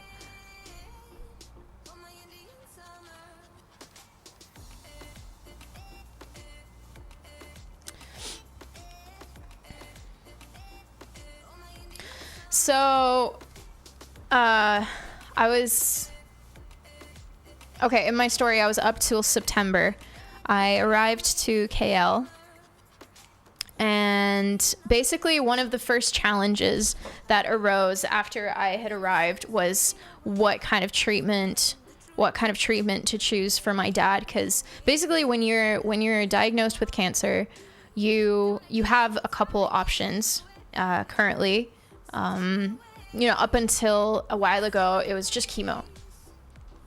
But as we all know, chemo is super, super rough on the body because it kills off not only the bad cells, but the good cells as well. So it's tough to come out of it. And, you know, you get very weak and your body doesn't always know how to fight and come back out of it to get strong again. So then there's target therapy that is also an option. I don't know since when, but it's great because it knows how to identify the cancer cells. Therefore, it is a much safer way of treating cancer because you are able to maintain your immunity a lot better than if you were kind of just to do this big, you know, I don't know, just flush of medical treatment. Lyrical, thank you so much for the raid, you guys. Welcome in. My name is Mimi. Nice to meet you. I hope you had a wonderful stream.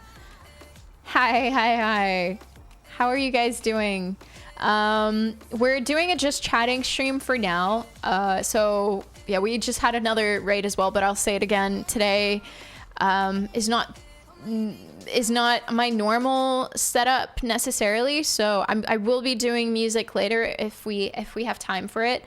but right now I'm talking about family's health situation. And if that's not something that you're cool with, or not the best time to drop in, then you are welcome to come back another time. Yeah, maybe let's pause raids, just because I don't want people to feel uncomfortable coming into such a serious topic.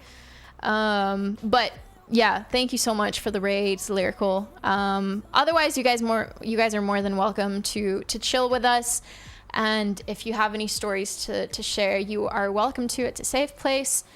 I'm basically talking about my dad who was diagnosed with lung cancer last summer, which is the reason why I came to Kuala Lumpur, Malaysia, and have been here ever since. And I'm just kind of going into detail about what's been going on, what he's been going through, how we have been dealing with it, things like that. So yeah.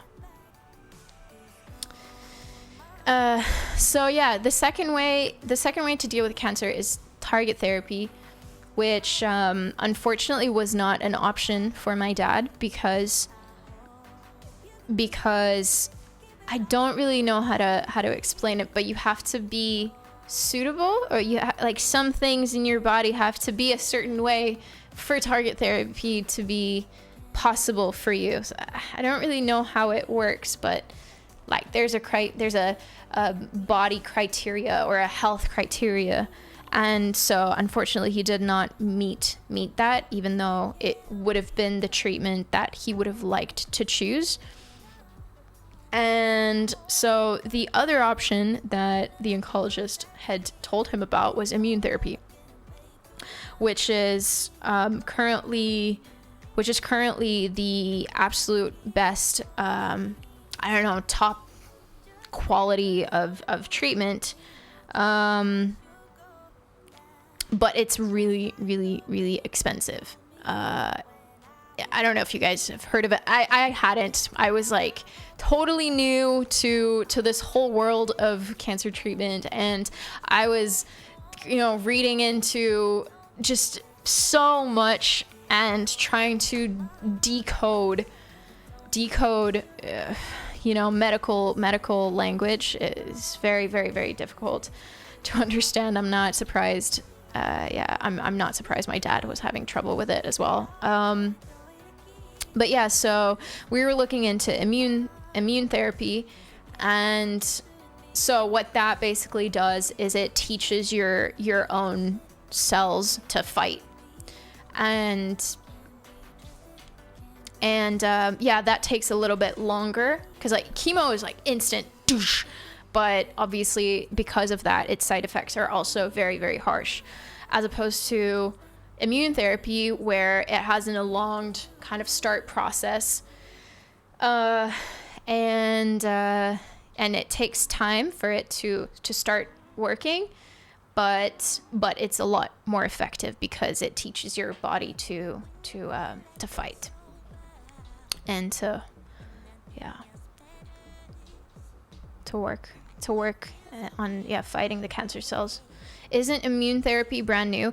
It's been around for a while, but it's so unavailable to most people that nobody I know has used it. So I looked into it, and basically the immune therapy on the market right now is about $3,000 to $4,000 per session. And you need to have that every 2 to 3 weeks. I think it was about $4,000.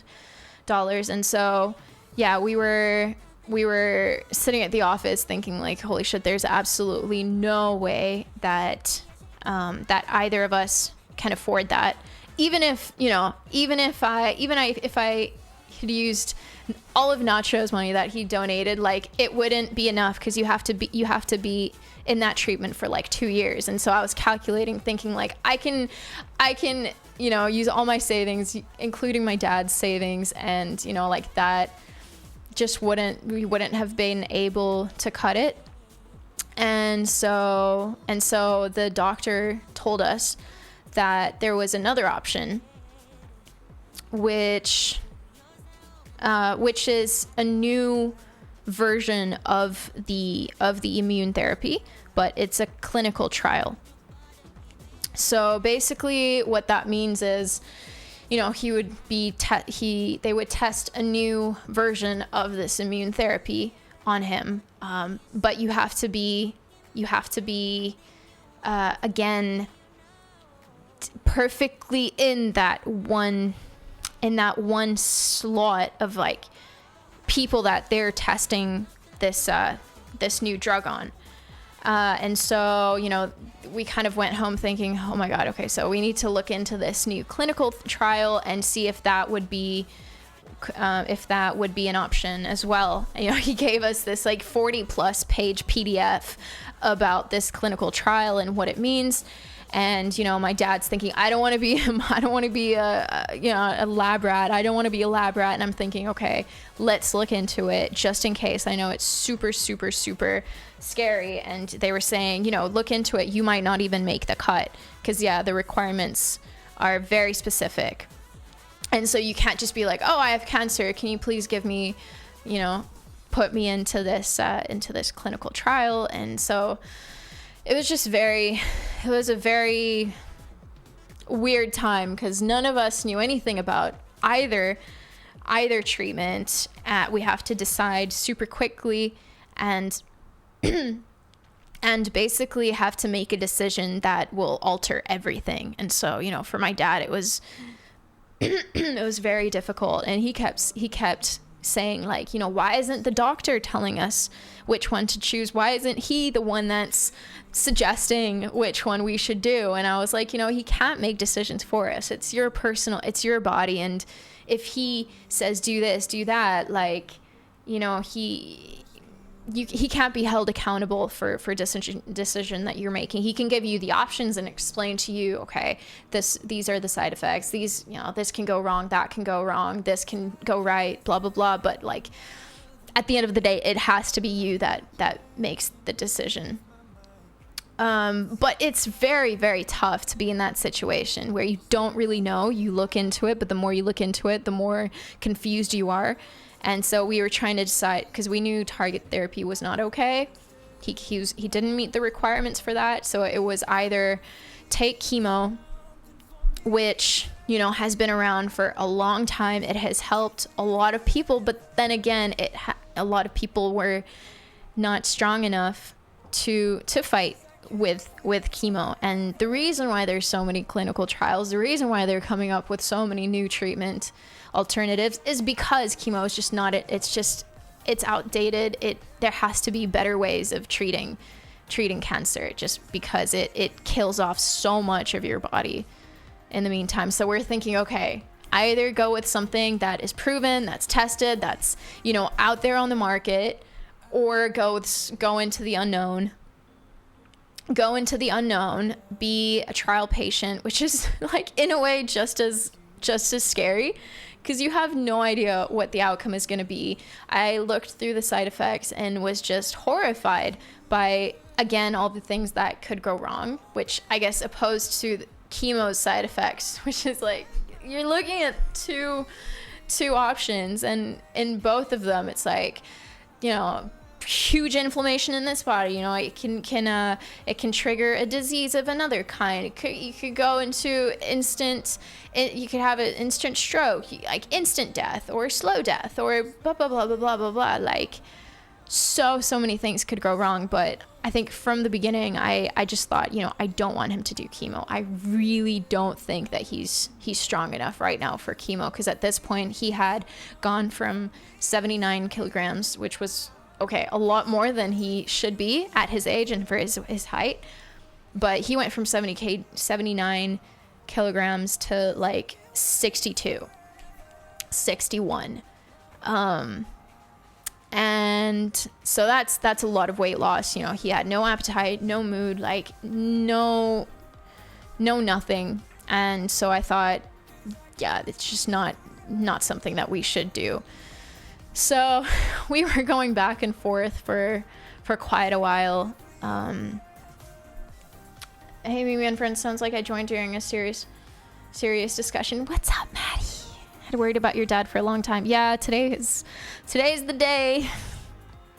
I think it was time. I got the permission from my dad to talk about it. So yeah, it's all out in the open now. Not even all trial patients get the drug. Some get placebo, and I'll get to that. Yeah. So basically, if you, it's so crazy. So even if you do a trial, a clinical trial, what happens is there's this computer thing that rolls the dice on you. And so with this trial, there were 3 options. One is that you get one specific kind of targeted immune therapy drug. The second one was a combination of 2 different immune therapy drugs. And then the third one is the control group. So you get regular chemo.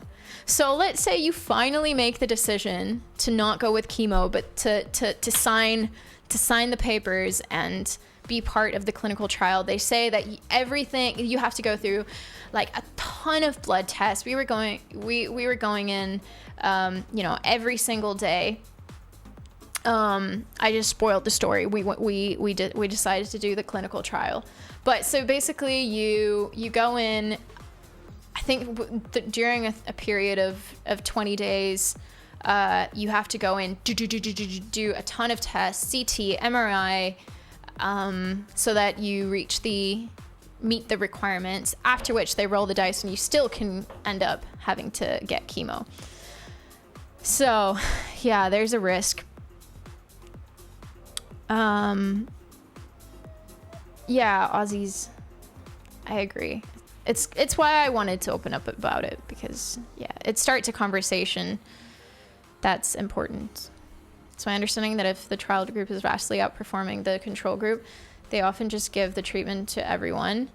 I don't know about that, unfortunately, but I guess that's good. Yeah, I read a new finding that you need a lot less chemo if you combine it with a small dose of opiates. I don't know about that. I don't think that requires a lot of red tapes and is risky. Yeah, I don't know. I don't know about any other treatments, so yeah. I looked into this one.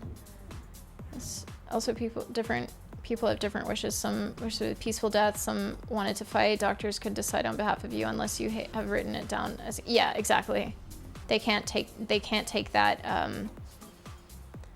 They can't take that risk and responsibility.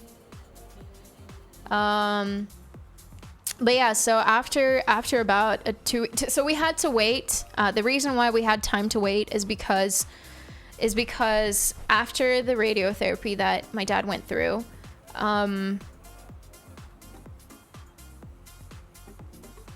after the radiotherapy, he had to wait a whole month before being able to do the control CT MRI. So we had to wait a whole month of kind of just sticking around thinking, what's going on, like no way of seeing what's going on in his lungs. How much it had spread. He was losing weight rapidly. He was not eating. And, having to wait around is really tough. But we waited until October. And by October, we had talked to the doctor and we had said, we want to go forth with the clinical trial. And so we did. We got the appointment to do all the testing, all the scans and whatnot.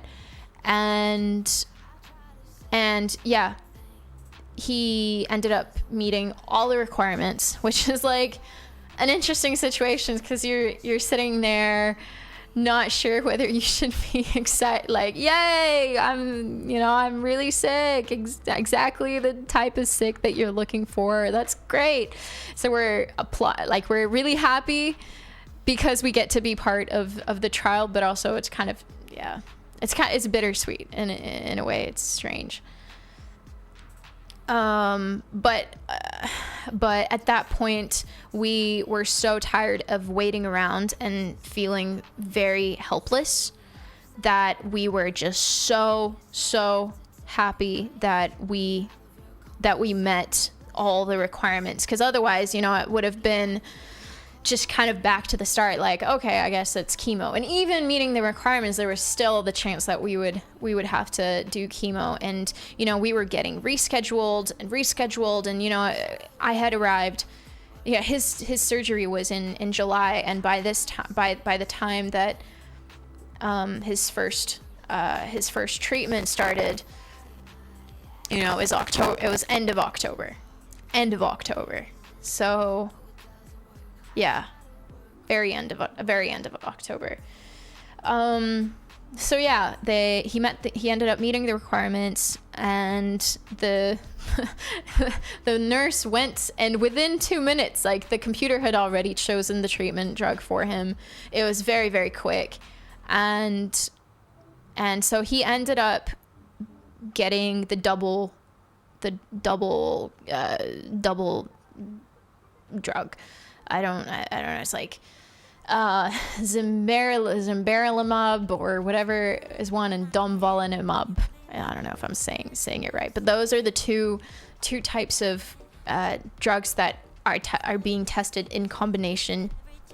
And yeah, basically, we didn't really know what that meant, but the doctor he seemed excited. And he said that it's good. We were just excited not to get the chemo, because we were rooting for either the single drug or the combination. Personally, I was kind of scared of the combination, because I thought maybe that would be too intense and his body wouldn't be able to take it. But luckily,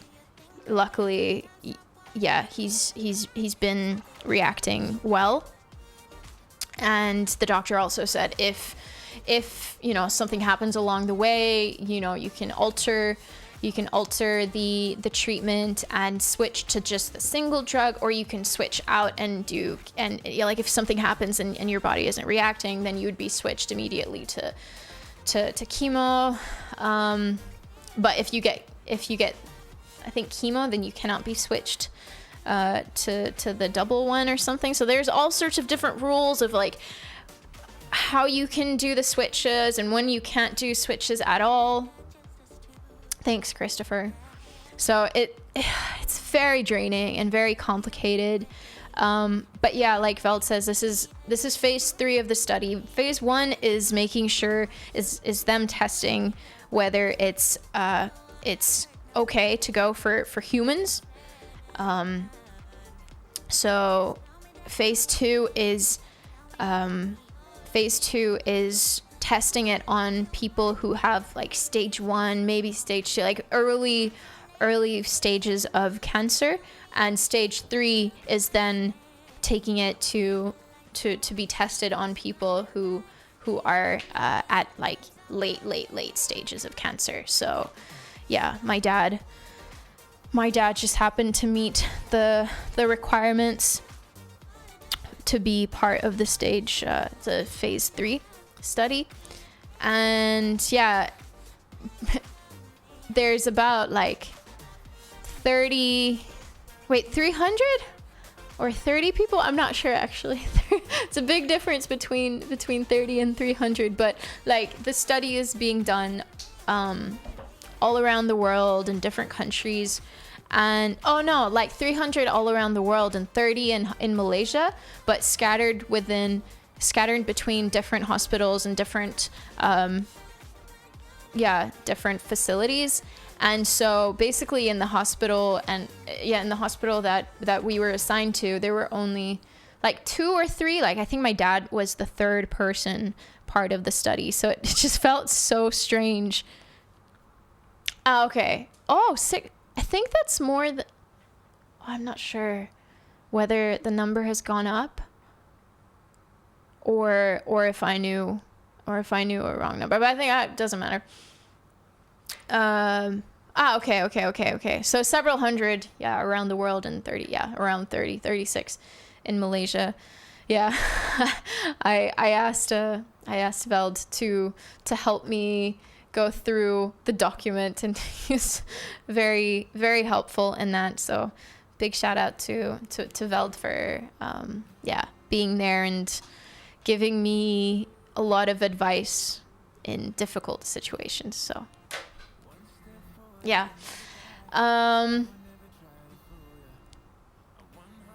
Yeah, no. He looked at the document when we were contemplating. Nacho. Big love to you. I've been driving for over 4 hours now, says Maddie. Anyway, I'm about to hit the road again. We'll lurk and listen. Greatest admiration for you opening up and talking about this, Mimi. Thank you. And, well, big up to my dad also for giving us the permission to talk about his case and about his story, and understanding the importance of talking about this online. How far along is the study? Yeah. Phase 3. Yeah. Thank you, Mike. Thanks, Artool. I would be a complete mess. I was a complete mess for months, but had to be strong. I had to be strong. We all had to be strong and not fall apart, because when you fall apart, you don't think straight. You don't make the right decisions. So it was a tricky combination of like keeping it together when it had to be kept together, like when we're at the hospital, when we are making decisions, when someone needs to be like, when someone needs it more. And early on I just felt like my dad like needs people that are very strong around him. And so I was talking to my friends, I was talking to like my mom through it all, and like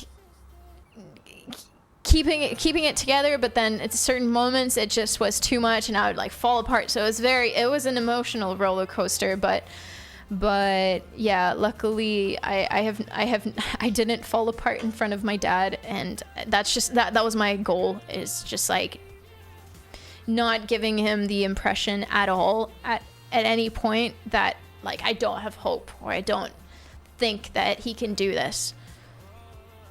And I think that's the most important. And early on when I arrived, I was fresh out of my Vipassana retreat, and instantly I was like, holy shit, this is going to be so helpful, because I was meditating every day. And when I arrived, I told my dad that we would be meditating every night. And he was like, what? But we started, and every night since then, we gather in the living room and we all sit down and we meditate for about 30 minutes. And I cannot tell you how helpful it has been in our process, in our processing skills, in our processing, in just the way that we've been dealing with everything. And after the meditation, we would talk about what we're going through, what we're feeling, and allowing for that little time to talk about fears and hopes and everything else that has been happening in the day. And it has allowed us to just kind of centralize our emotions. And then when the time comes to go out and face the day and go to the hospital for the 50th time, then to just be like snap in it and like on point. So yeah, meditation, I cannot tell you guys how important it is. And you should all try it if you're not already doing it. It was one of the best choices to go to Malaysia. 100%. Yeah, really. I can't tell you how tough it was not being here. And, or sometime, maybe like a few weeks after I found out about my dad, that's when I went to Amsterdam. When was that? No, it was like maybe a week, 2 weeks later. And you know, I was not I had not known for a long time. I had not told a lot of people. Yeah, I think I felt I told you there. And you know, I was very kind of conscious about like who I'm telling, what I'm saying, because I can't even really process yet what is going on. And there are so many cool moments where I wanted to be very present, and I was having a blast over TwitchCon, but at the same time, in the back of my mind, you know, there's this big weight, and I'm thinking, I don't want to, you know, I don't want to, I want to be there.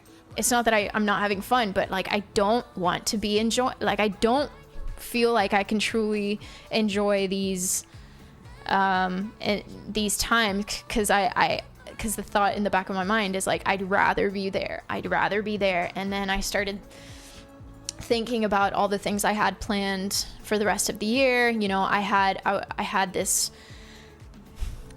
long America trip planned. I had bought my tickets for TwitchCon. I was planning my 30th with my brother, who was turning 40, and so we had road trips planned. We had so much planned. I was going I was set to go to this music camp, also in California. You know, like a ton of really cool things planned, and I'm thinking, I don't want to do any of it. I really genuinely don't care about any of those trips, because I will be thinking, I don't want to be here. I want to be with my dad. So it was very easy to, at that point, like cancel all of it. And yeah, I had not regretted being here a single day. On the contrary, it's been like, I am so happy,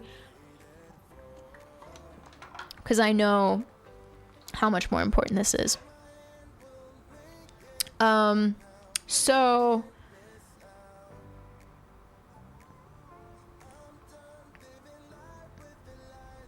yeah, I have been doing a lot of, meditating, journaling, talking to people, trying to deal with it as best as I can, even though at some points, you know, it's just like, how do you deal with trauma? How do you deal with, you know, someone in your life,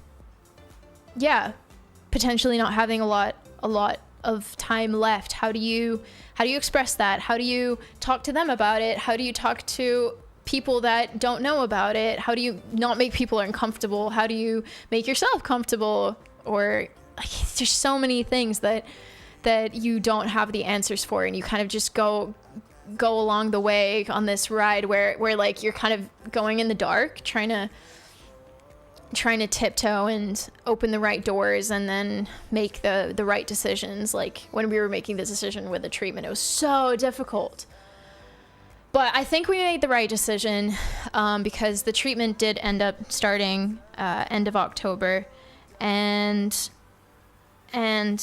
while the first one was scary because like he had kind of a reaction to the treatment, and you know, he started getting the shivers. He started getting the shivers. He got a really high fever, and you know, it was super, super scary, because like we had no idea what would happen. I was like, oh my God, is this a side effect already? What's going on? You have no idea. And you know, we were there the whole entire day, and by the end of it, around like 5-6 p.m., they had kind of waited to see if his fever would go down, but it didn't. So they gave him some steroids, which ended up bringing down the fever. But yeah, that was kind of a scary first treatment. After which they decided to do 2 cycles with steroids, and now we're slowly bringing down the dose of steroids, because he's starting to react a lot better to the treatment. But that first one, I remember like stacking blankets over him, but you know, he kept saying like, no, you don't understand, I'm cold from the inside. It's like your body trying to fight out this strange body or strange thing that's going in your inside it, trying to fight it off, thinking like, no, like this is not from within. This is something that we're not used to having around, and it's a very instantaneous reaction. And it's like, I don't know what it's like to be cold from the inside, but apparently it's normal. And so that first time was scary. But then a few days later, I think the first time that I had started to notice a switch was when we went to the beach. It was the morning of that day. And you know, he woke up. This was like, a few days after the first treatment. He woke up and he's like, I feel better. Cause before that, you know, it was just like, I don't have the will to live. I have no energy. I don't want to eat. I don't want to do the things I love. And like, if anyone loves eating, like, it's my dad. He has always had a very big appetite his entire life. And so, you know, for those past few months, it was really weird seeing him just not enjoy food, not want to eat. And that morning he woke up, he said, you know, I actually feel like I want to go somewhere. And that was huge. That was great. That was amazing. So we went to the beach. We got into the car, went to the beach, and it was beautiful. It was beautiful, and like, we had a fantastic day. We went swimming, because we read in that one Facebook group that that seawater is very good for people who are sick, especially with cancer. And so we were like, okay, we need to go to the sea and immerse him. And it was really nice, but the waves were quite strong. So we thought, okay, swimming is really important. But maybe we need to like not spend like 2-3 hours driving to get there. And it just so happened that it's like a week later, we talked to our neighbor who had been really helpful over the years, and very close friends with my dad. And they were like, yeah, you can use our pool whenever you want, literally whenever you want. So we started to go swimming every day from then onwards, every day. And, you know, at first it was just like paddling, just like trying to be in the water, because he didn't have a lot of energy. I didn't have a lot of energy. I hadn't swam in a really long time. So we were doing like 5 to 10 minutes, just paddling in the water for a few minutes, and then going back. And then, you know, day by day, it had started to be longer, and he was swimming more and more and really enjoying it. So that was great to see. And yeah, the one moment that we were really waiting for was the first control CT and MRI that we had to wait for. And up until that moment, you know, we had no idea whether it was working or whether, or whether it was getting worse. But the one thing that I did notice from day to day is that his appetite was starting to come back. And he was, I have this table, this kind of like just a table in my book, in my journal, and I was keeping track of his weight and his mood and all of that, and I just started noticing. Thank you, Monarch. Hansel 1 Heart 2020 Unity Sayano. Thank you so much. And I had noticed that, like, it had been getting better and better, which was really good. So his weight was going back up. So I was like, there's absolutely no way that it's getting worse. It has to be, you know, a step in the right direction. I think the treatment is working. And yeah, so we are now at cycle 4. We just did cycle 4 yesterday. So we go every 3 weeks to do the treatment, and last week we had the MRI and the CT scan for the control CT scan, and yeah, we got the results yesterday. You're super nervous about, and so we go in, we talk to the doctor, and he showed us the pictures, A-B'd October scans compared to January scans, and his overall, so basically you have like the control lesions and the non-control lesions, and they basically sum up all the small little specks and all the big part, because like there's a big big area in his lungs that was filled with cancer, and then a bunch of small areas, and then the brain, blah, blah. So it was huge. And so the total sum has reduced to more than half by a lot. And yeah, long story short, the treatment is working really well, and we couldn't be happier because we got a scan, and on the picture you can see that there's like this gigantic spot which is now like this big. It's tiny compared to what it was, and we're just very, very, very, very, very happy about that. And it is, I guess, maybe also the reason why my dad was like, okay, now you can talk about it. because really it's just such fantastic news, and it seems like it's working, and I know that there's still a really long way to go, and we have to work every single day to stick by this road and remain healthy and keep exercising, keep meditating, and keep showing the cancer that it is not stronger than my dad. And I think it's working. so yeah, I'm really, really proud of him for being so brave and so just such a champ, like having a sense of humor to laugh through it all, and being silly,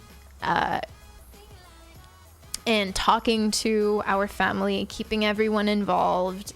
Like, it all makes such a big difference. And yeah, I am 100% sure that it's not just the treatment that has led to such good results, because like the doctor as well was surprised to see that only after 4 cycles he has made such a big progress. Like, he was calling doctors over, and like he sent a message to my dad's operating doctor, who they're close with, and immediately he was calling him back, and they were talking on the phone, and then he came back to the room where we were doing the treatment, and he was saying like, oh, everyone's super, super happy, and this is amazing. So yeah, big news, like something out of a movie. Yeah, there's a long road ahead, but it feels like it's not useless, and it's not, and that it's not going backwards. Of course, anything can happen at any moment, and I understand that, but just to see physically, visually the results, the comparison after a while, after seeing such bad statistics, and such bad survival rates and all that, like I just have this huge new like sense of hope, which I always had, but now it's just like amplified. Like, yes, we're gonna we're gonna beat this, and it's a really empowering feeling. So we're celebrating and kind of having all this new energy to tackle the next day and tackle the next cycle, and yeah, keep things going. And who knows? I mean, if we would have gotten chemo, I'm sure that it would have been a struggle, and it would still be helpful to have that. Like, I don't know. I'm sure that it's a lot to do with how you approach treatment and how you approach your own sickness. Do you get choice of whether you want to fight or not? And based on what I've read and the people that I've talked to, it really comes down to a combination of the type of help that you're getting and your mindset. It's crazy. So just know that if you guys are going through anything, let this be a space where you can open up, either on stream, either on Discord, especially now that I'm ready to be open about things and talk. You guys are more than welcome to ask. I will be doing more frequent updates on what we're doing, because up until now, on hospital days, I wouldn't really say anything, but you guys will be more involved. And just know that not just on today's stream, because I think I've missed a lot of valuable messages already just being in my own story. Just know that you are more than welcome to bring up anything, and same goes to Discord. So my dad just fought against bladder cancer. It's all good news for us. Monarch, that's amazing. Oh, that's amazing. But also, shit. I don't know anything about bladder cancer, but that must have been a hell of a tough fight as well. And big up to your dad. Big up. Your smile glows when you talk about your dad, and as a dad myself, there would be nothing more that could make him prouder. Thank you so much for that. Thank you, Michael. Yeah, it's important to celebrate all the small victories. Yeah, and I think even on tough days, one of the best things that we did, September was tough. October was even tougher because he was getting weaker, and we were kind of waiting around doing absolutely nothing, waiting for the treatment to start. Same kind of waiting period, early November, waiting for the cycle, waiting for the treatment to do something. So it was a lot of waiting period and worsening health. And one of the things that we would sometimes do is on a really shit day, we would go around and talk about the one good thing that happened that day.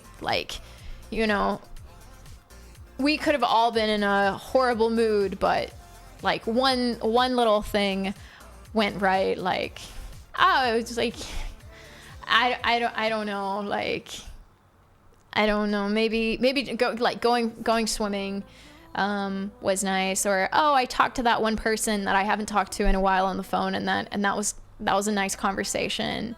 Or I don't know, food today was especially good. Maybe I had a better appetite today. I don't know, the doctor said was nice, blah blah blah. So like you said, small little victories in a shitty day can really get you through tough times, especially when you can share that with someone around you who understands what you're going through, and so you don't slowly start to close up and feel more and more alone. So Yeah. And yeah, I do feel like in a way this has been a blessing in disguise, because I haven't lived with my dad since I was 15. You know, it's when my parents got divorced, and I have sporadically seen him every couple of years since then. So it feels like I know my dad, but I don't really know my dad in a lot of ways, because he hasn't seen me become a woman. He has been kind of in the dark, and so many different big life changes. And yeah, it's bittersweet because I came back not in the best circumstances, but you know, I feel like we have gotten to know each other in a new light, and like it's been really, really nice, just to do normal everyday things. Because when it's a family visit, you know, you do the touristy things, and like you catch up, but it's all very it's just short and surface level. And I feel like we really needed each other in this time, and it has given us the chance given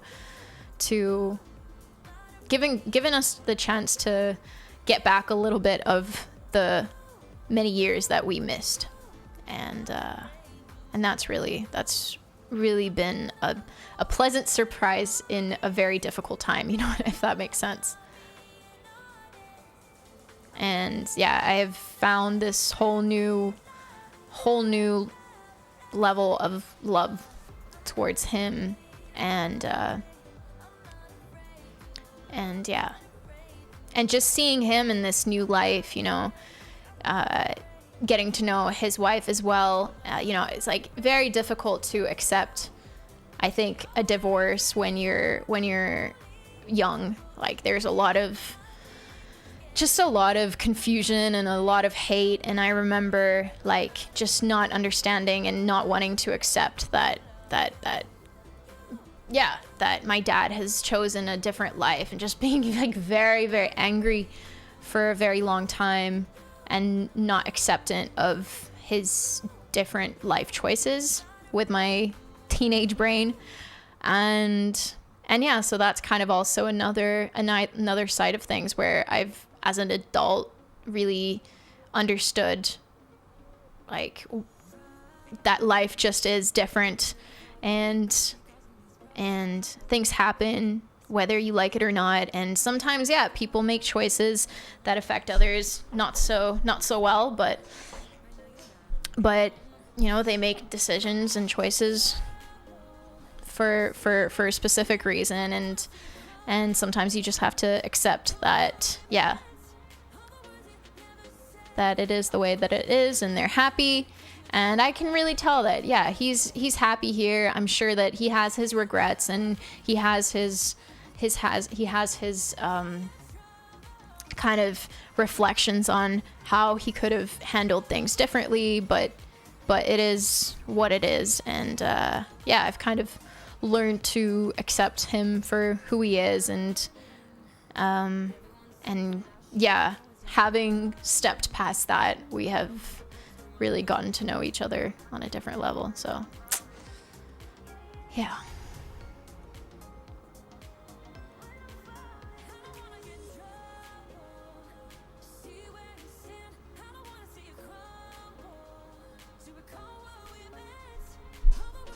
Yeah. We're truly alone when we shut people out. Yeah. 100% agree.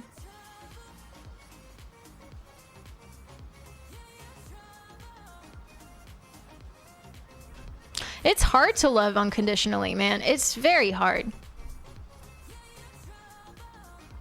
And it takes constant work. But yeah.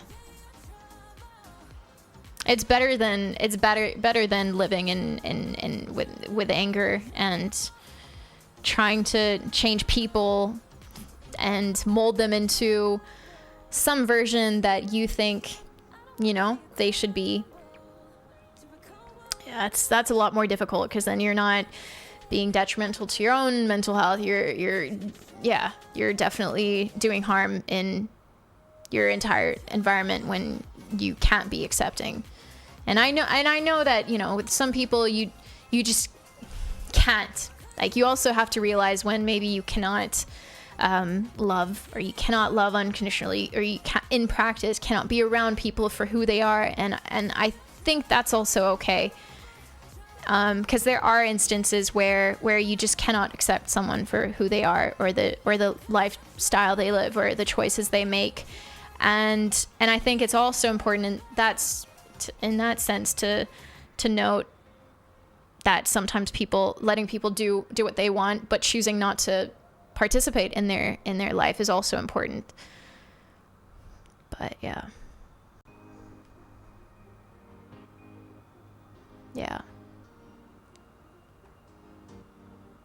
I guess it all just comes down to being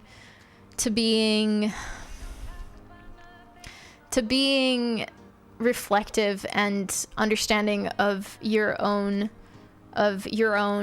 soul, and where you are in the world, what you're okay with and what you're not okay with, and communicating that not only with yourself but with your environment, and I guess being able to draw boundaries as well, having that respect for yourself and for those around you.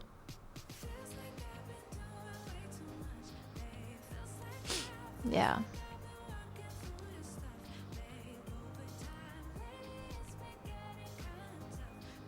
Thank you, Decade.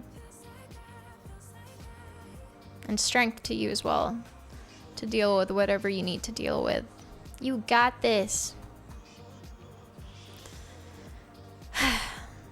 Yeah. So that's where we are. Long road ahead, but right now things seem a little bit clearer, and I think that gave us the strength to bring down the shield and open up. And then who knows, maybe difficult times will come again, and yeah.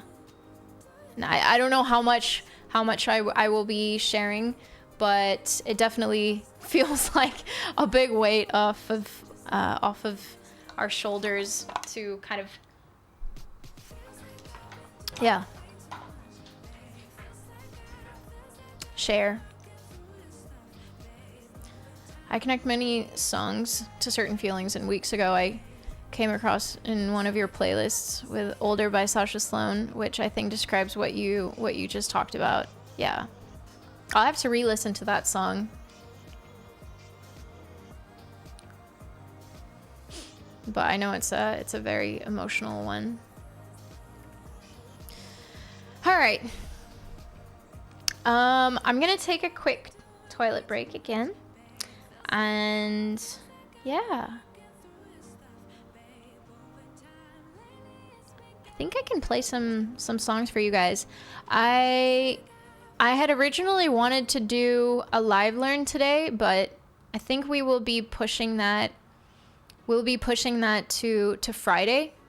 Yeah, because just I didn't know about yesterday's development, and then when the thought arose that I could share this, I wanted to prioritize that today, as things are still quite fresh.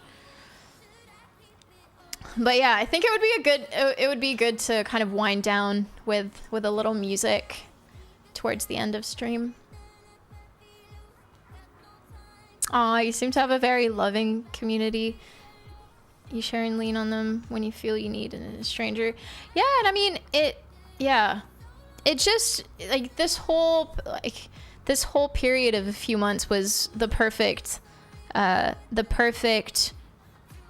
example of how great this community is. I mean, it's tough kind of, you know, being present, but not being in the light with a lot of things. But, you know, everyone here has been so incredibly respectful, you know, through this whole roller coaster ride. And yeah, it just goes to show, like, you guys are there. You guys know when it's okay to ask questions. You guys know when it's better to just be here and wait for when the time is right. And yeah, I have nothing but love and appreciation for you all. And just know that I was very, very conscious of what I was doing, and very appreciative during the whole thing. And a lot of days, you know, when I was in a bad mood and, you know, streamed, and we, you know, just did stream stuff or had certain conversations, like, a lot of the time, like, that is what gave me the energy. Just doing normal stream stuff, like, that's kind of also the reason why I didn't want to talk about what was going on, and I was telling my mom this all the time about how, like, I could bring it up if, like, maybe I could ask my dad, but I didn't really want to ask him at that time, because I felt like we were so, like, it was so personal and we were so confused, and it was such a new thing. And our entire days, thank you, by the way, Kukwats, for gifting a sub, that's very sweet. Like, our entire days were consumed with medical talk and what we should be doing, going from A to B, problems and risks and fears and all of that. And, you know, when I came onto stream, I was like, oh, thank God, like, I have a few hours where I can just put that all aside and focus on music and focus on not having to talk about everything that was going on. So in a way, it felt really good to just have a space where I knew that would be put to the side for a couple of hours, and I could enjoy just being in the moment. So that had its own therapeutic power, 100%. And yeah, now that I think we've all kind of found our place in all of this, and like, yeah, it's not so new, I guess. Yeah, it's more comfortable and easy to talk about it. And I'm not like a mess, you know. I'm much more just able to talk. Not that crying on stream is a problem. I've done it time and time again, but I wanted to wait for a time where I can actually sit down and do this clear-headedly. So yeah, thanks for being awesome, guys.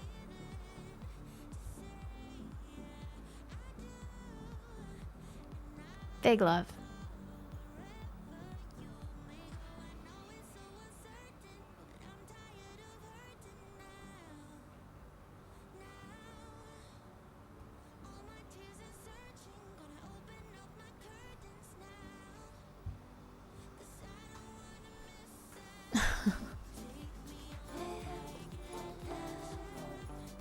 So it's 5 a.m., but you know how much I enjoy your company. I gotta sleep. Glad that I'm here as much as I am. Thank you so much. Thank you so much. And sending you a big virtual hug.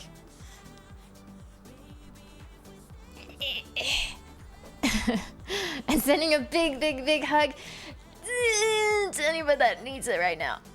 Yeah. It's a squeezy one.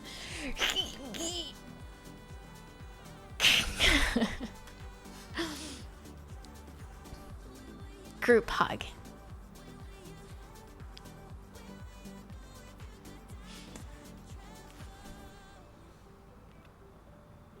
Karen has been gifted us 3 months.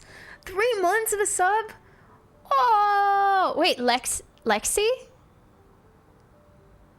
Is Corinne? Am I saying it right? Thank you so much for the 3 months of gifted subs. Thank you, thank you. And welcome, Lexi. Hope you're well. You can call me Lexi or Serene. Oh, that's beautiful.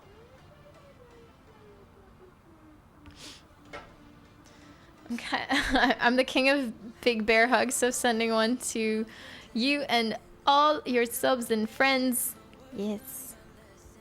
Everyone deserves a big hug. A squishy one. On our lighter topic, how is Malaysia's good. I mean, I haven't really done much, just because our days are so filled. But yeah, it's been nice, and I love rain.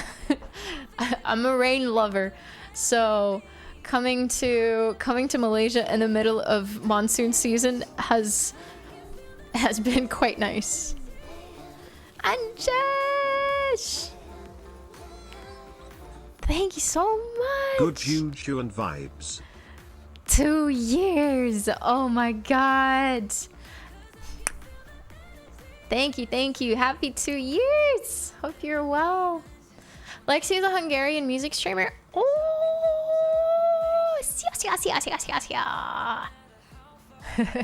exposing you. Na most már, hogy exposed vagy. Most már mindenki van terítve. Üdv, szia, hello. Jab! With the 29 months. Thank you. Sayano Lurker. Jab. Jab. Goes. Thank you. Thank you everybody for all the sweet messages. Thank you, Raz. Thank you, Albry. So sweet. Rarely do you show it here. You're amazingly strong. It's a good thing and it's a bad thing. It's a little bit of both. Sometimes it's difficult to be vulnerable, and Glad sometimes I got to catch a little bit of stream today. Thank you, problem. Thank you so much. Sometimes it's difficult to open up, and sometimes I don't want to, and I choose not to when I should. And yeah, trying to get better at it. It's a work in progress as well. Donnie, hi from Hungary. Hi to you.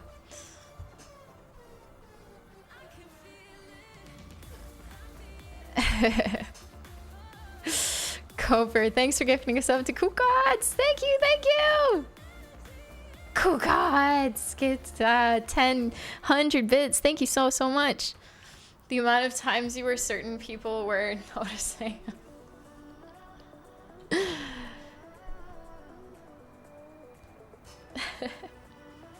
Thank you. We are all works in process. Oh boy. True that. Gotta face them fears. Little bit at a time. Oh. Like I'm facing my fear of cold water. I've been taking them cold baths. No, I haven't taken the ice bath yet. But the cold shower is doing wonders. I took one before stream. Woke up, I felt like I could run a marathon. I see plunge. I've told you multiple times already, but it's worth repeating it. So I'm so fucking proud of you.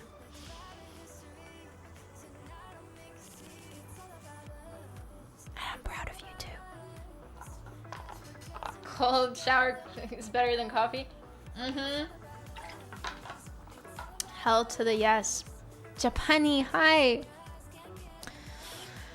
Yeah, speaking up your leading, pat yourself on the back. It doesn't really feel like that. It just feels like reciprocated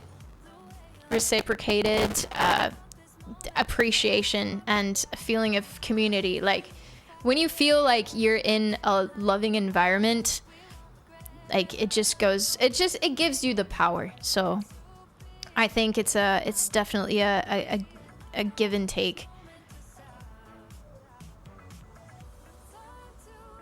But if it makes anybody, you know, that much more confident in speaking up about something that they're going through, then hell to the yeah. If not on stream, then maybe to a friend or to a family member or in a journal or in an anonymous forum or whatever. Like, talk about what you're going through. Come on, Megan does a Segane focus right. Yes. What nationality are you from and where? I'm from Hungary, Budapest. Yeah. I have to go pee. I'm gonna be right back. I'm gonna be right back.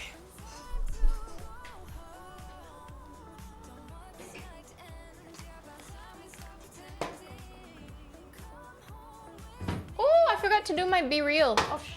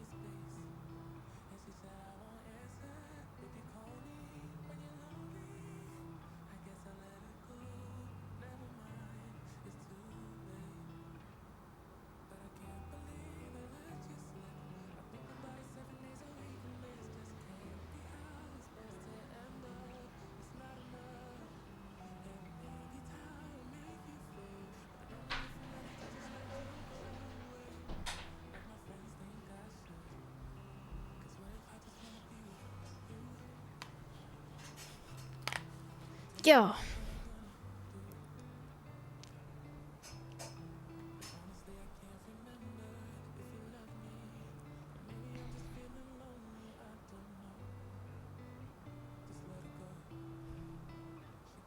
Is it strange my BeReal says there was no BeReal notification today?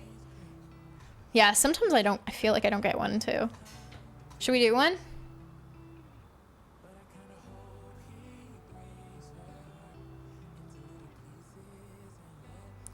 Ready? Get your smiles ready.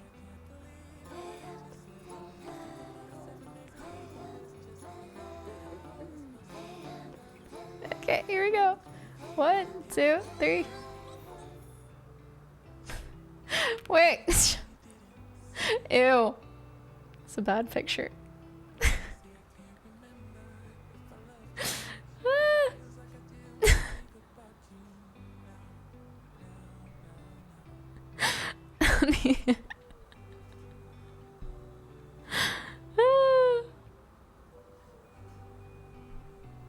That's fine. Veld made the cut. Yeah.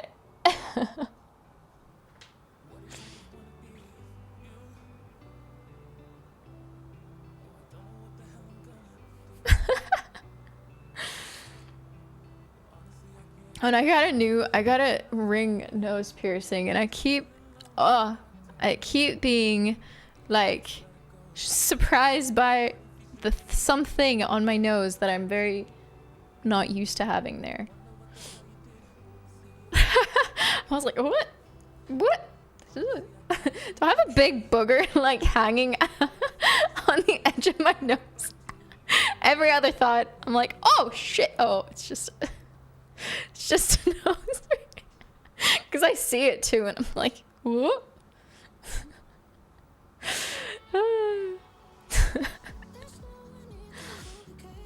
Her chat is small. It's small. But it's because I'm sharing a screen, and like there's just no way of having everything fit on my screen. Art Tool, thank you so much for gifting a sub to Apple Servant. Thanks for the hype trade. Thank you, everybody.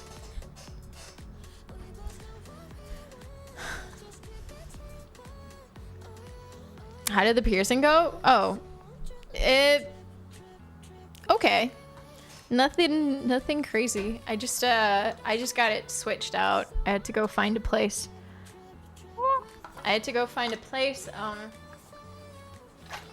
But it fell out of my nose right as we were in the hospital yesterday, and and so yeah, after the hospital I ran to a shop and got it switched.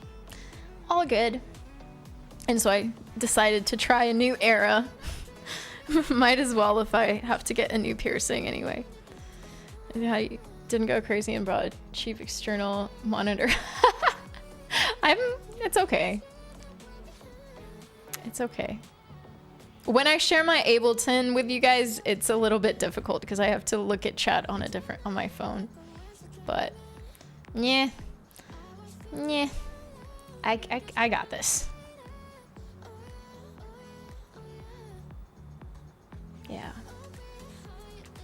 Yeah. All right. I think that's pretty much it. I don't think I've missed anything from my story time. I guess I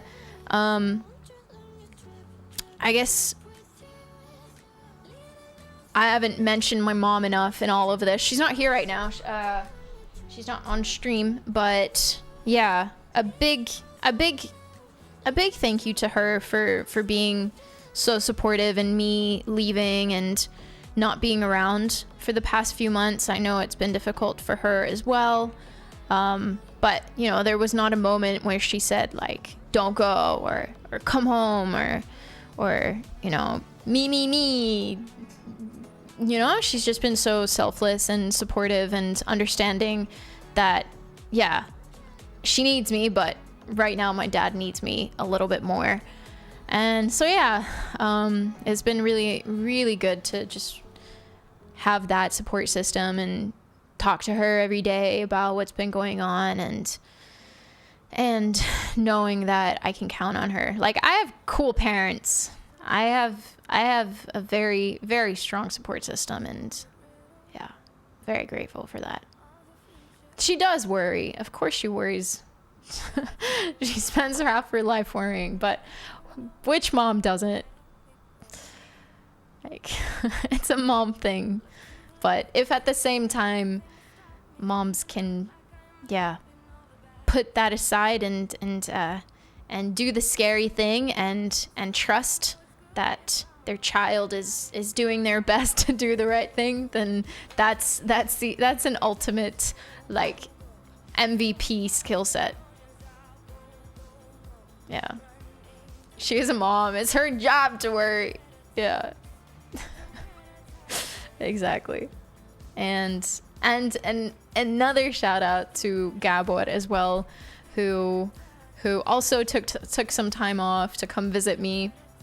And yeah, just been very, very supportive of this whole situation. Like, it's tricky, you know, because it's kind of like a holiday, but also you're going into an environment that's, you know, not always the most pleasant, and you know, you're going into a wobbly zone where, you know, people are sick, people are worried, people, you know, are not gonna go off to, you know, relax on the beach all day. Like, their hospital visits several times a week and gotta do this, gotta do that. So, you know, he came here knowing that, you know, we're not gonna be in tourist mode all the time, and he's like, nah, it's cool. And, you know, in our free time we've been working on music. So yeah, he's been very supportive in all of this as well. So yeah, I think those are all my thank yous. Thank you to everyone, really. And yeah, to end stream,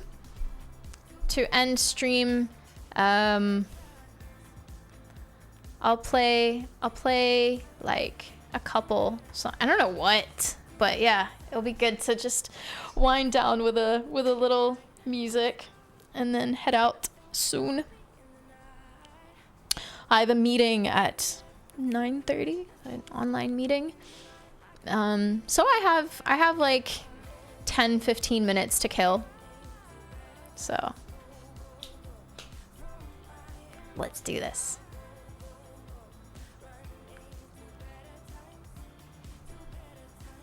So it's like the coolest person has the coolest parents as well. Ah.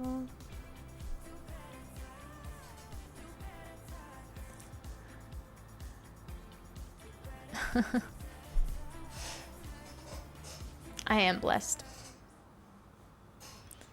I know that. All right, what do you guys want to hear?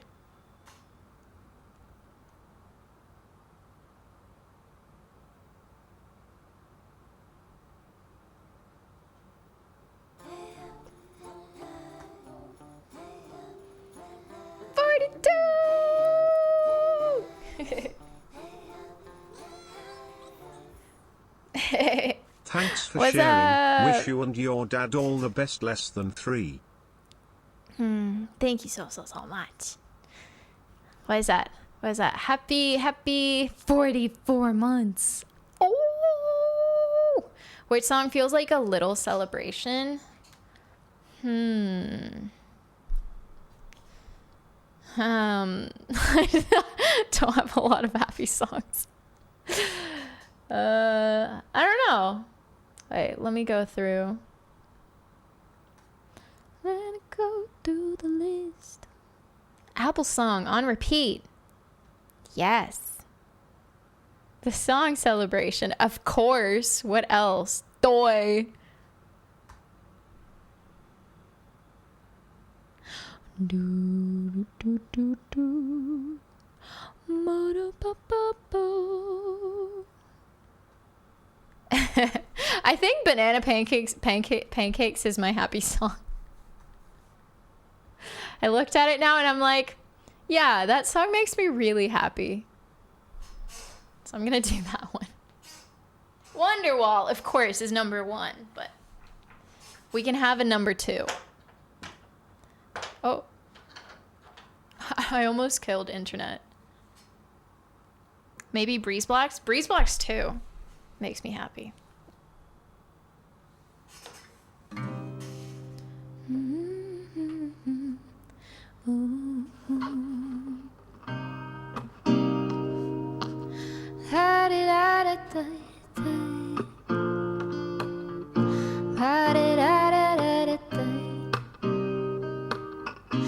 Can't you see?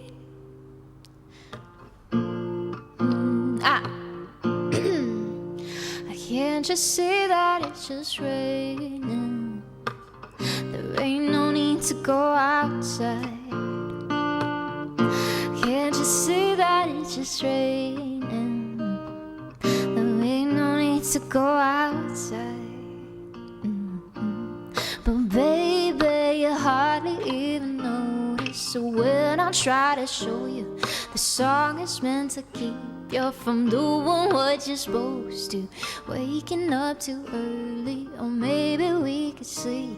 Or making banana pancakes, pretend like it's a weekend now. We could pretend it all the time.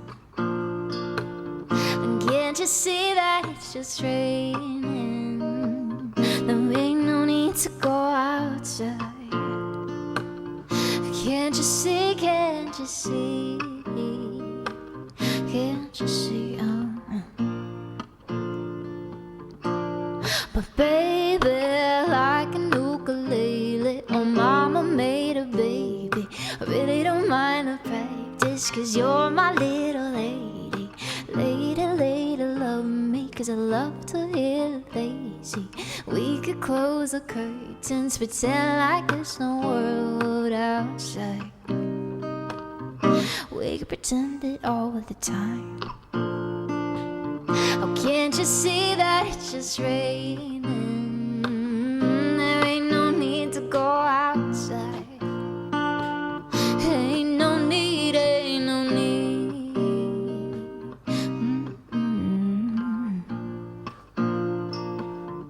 Can't you see, can't you see?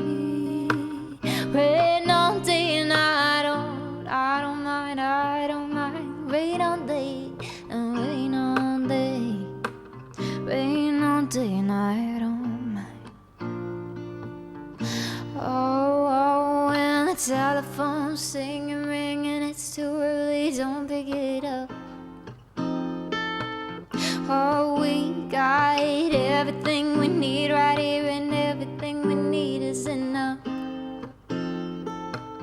Oh, when the whole world fits inside of your arms, do we really need to pay attention to the alarm? Wake up, so, whoa, wake up, so.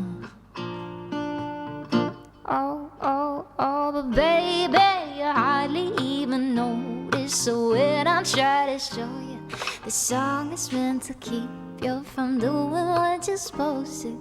Waking up too early, or maybe we could sleep. Or maybe not on pancakes, pretend like it's the weekend now.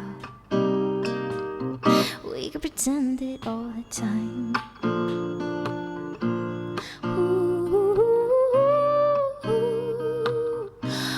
Pretend it all the time. Can't you see, can't you see? Oh, wake up, so wake up, so. Oh,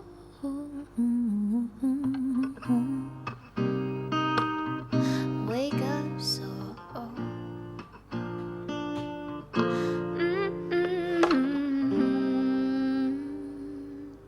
Wake up, so. No, that's my dad's phone.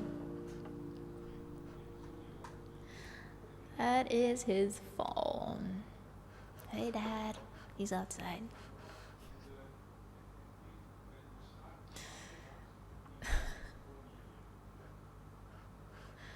Alright. That was banana pancakes. Wake up, so. Ooh, thanks for the claps. Wake up, so. Wake up, so. Ooh.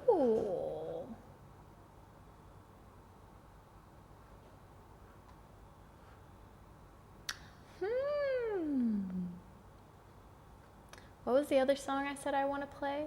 Did I say out loud? Or did I say in my head? Breeze Box. Yes. Let's do Breeze Box.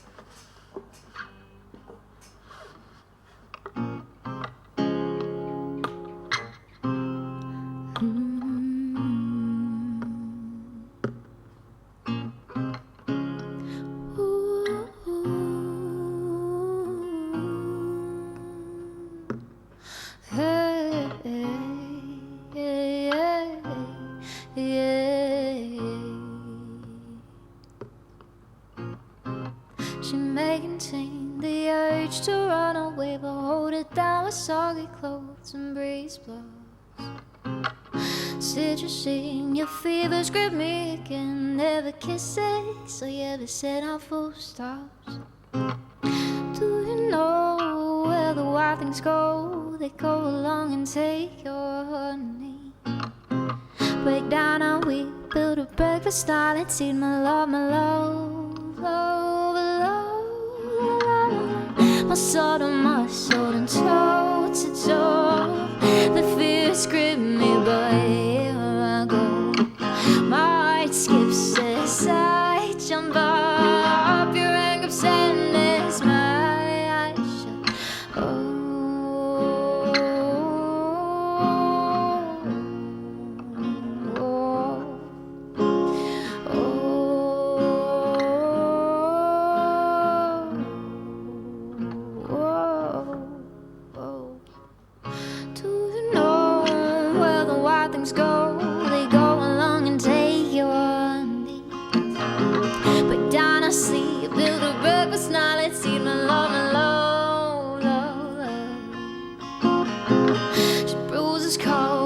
Splutter, spittle, shots, but holding down with soggy clothes and breeze blows. Morphine, queen of my vaccine, my love, my love, love, love, la, la, la. My sword and toe to toe. The fear is gripping me, but here I go. My heart skips a side, jump up your anger, send it, my eyes shut.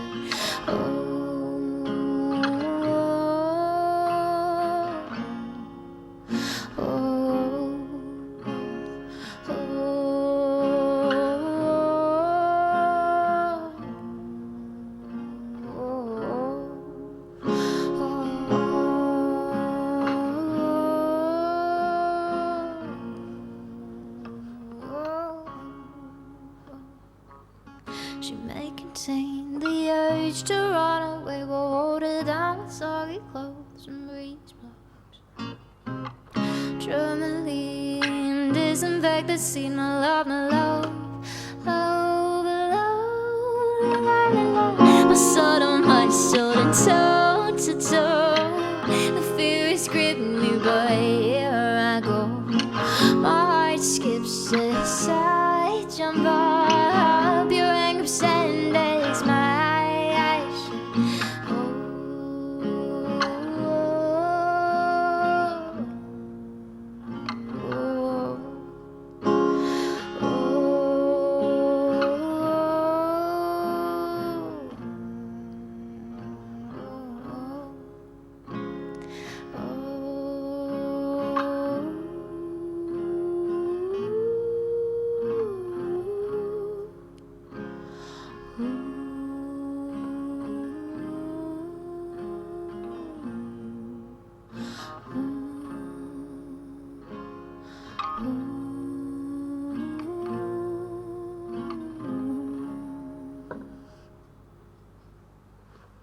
She may contain the urge to run away, but hold it down with soggy clothes and breeze blows. Tourmaline, disinfect the scene, my love, my love, love, love. Please don't go, I love you so, my darling.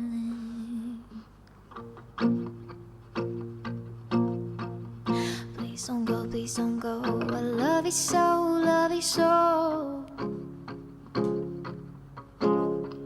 Please don't go, please don't go, please don't go, please don't go. Oh, oh, please don't go, please don't go. Oh, I love you so.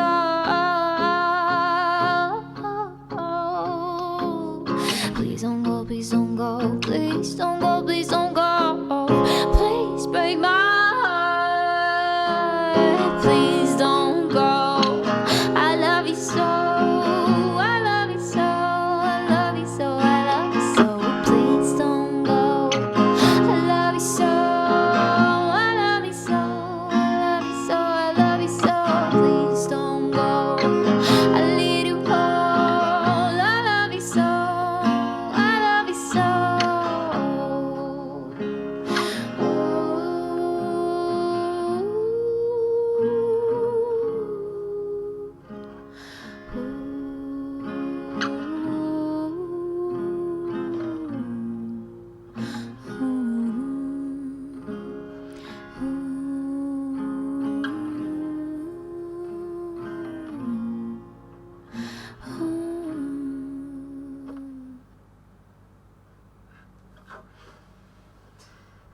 Thanks for singing along. Oh, what a choir. Brilliant. Give yourselves a round of applause. Also, hi, Neil. Good singing, good singing. Well done.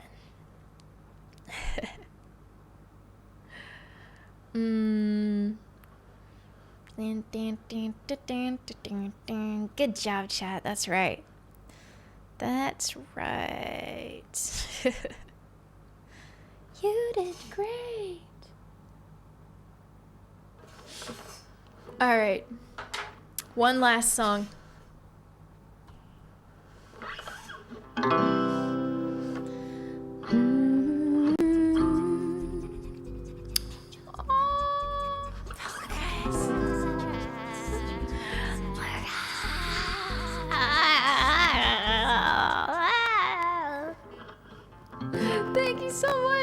but my mic is going crazy.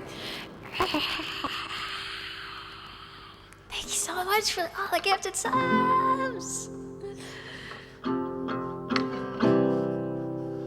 Thank you so much.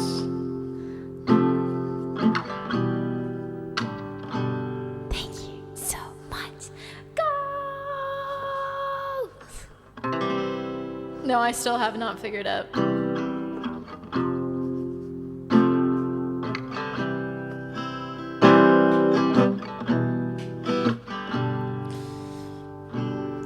And maybe I won't be able to, because maybe I would need to have a different sound card, different cables, and I don't know if I can, I don't know if I have the resources or, yeah. Oh my god! Sunny! Welcome! Hi everyone!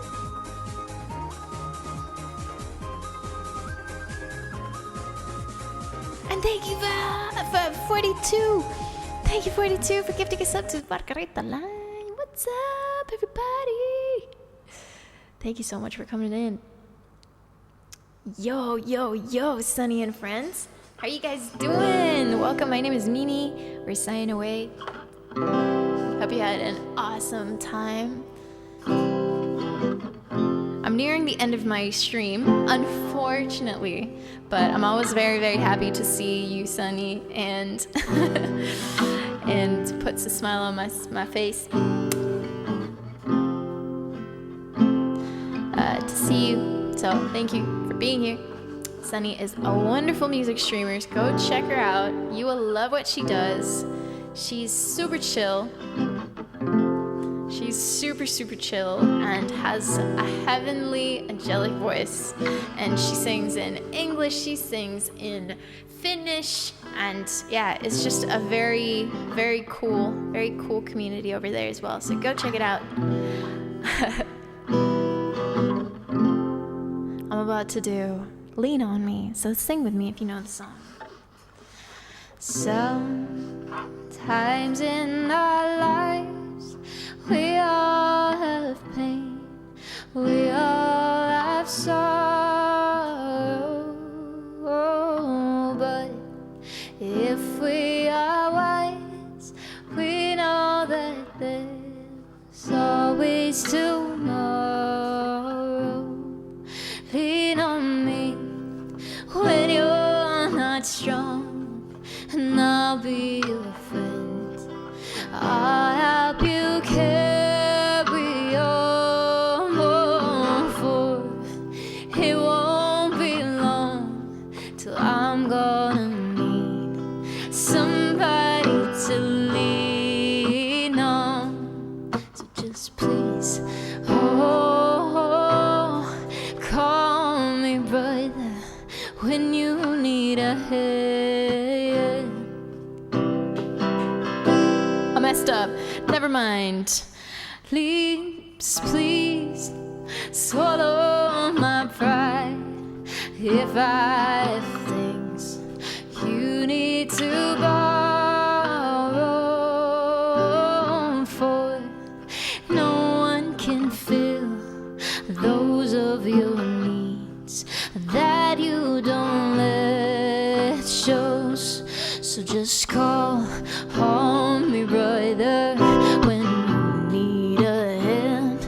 We all need somebody to lean on. I just might have a problem that you'd understand. We all need somebody to lean on me when you're not strong, and I'll be your friend. I'll help you carry on, for it won't be long till I'm gonna need somebody to lean on. And if there is a load that you have to bear, that you can't carry, oh, I'm right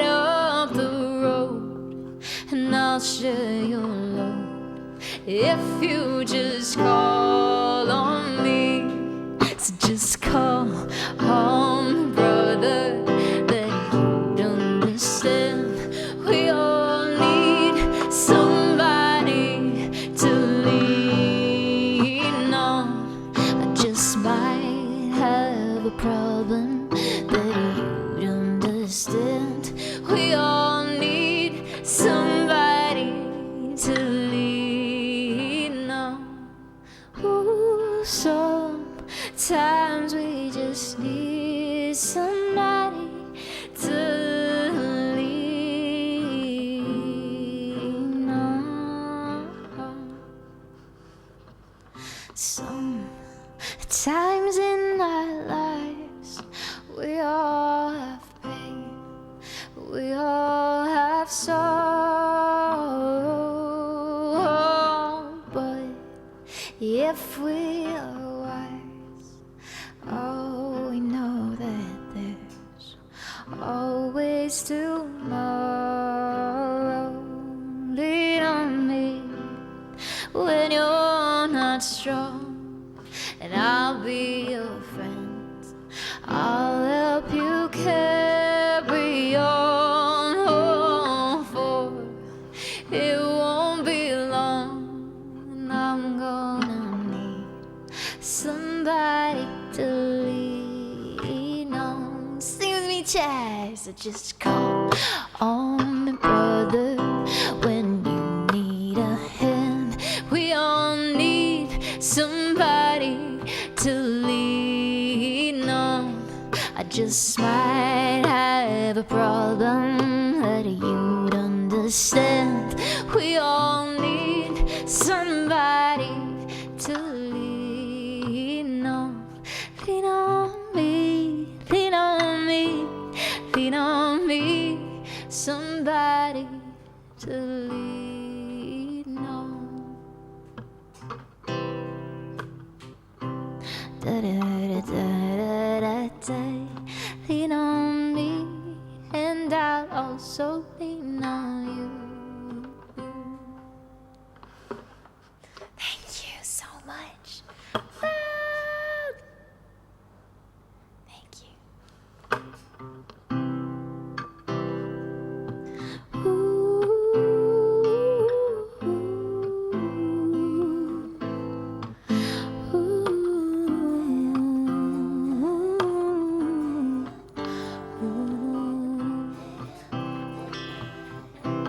Thank you.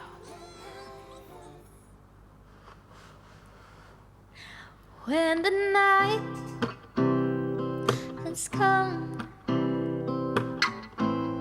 and the land is dark and the moon is the only light we'll see. Oh no, I won't be afraid. No, I'll be afraid just as long as you stand by me.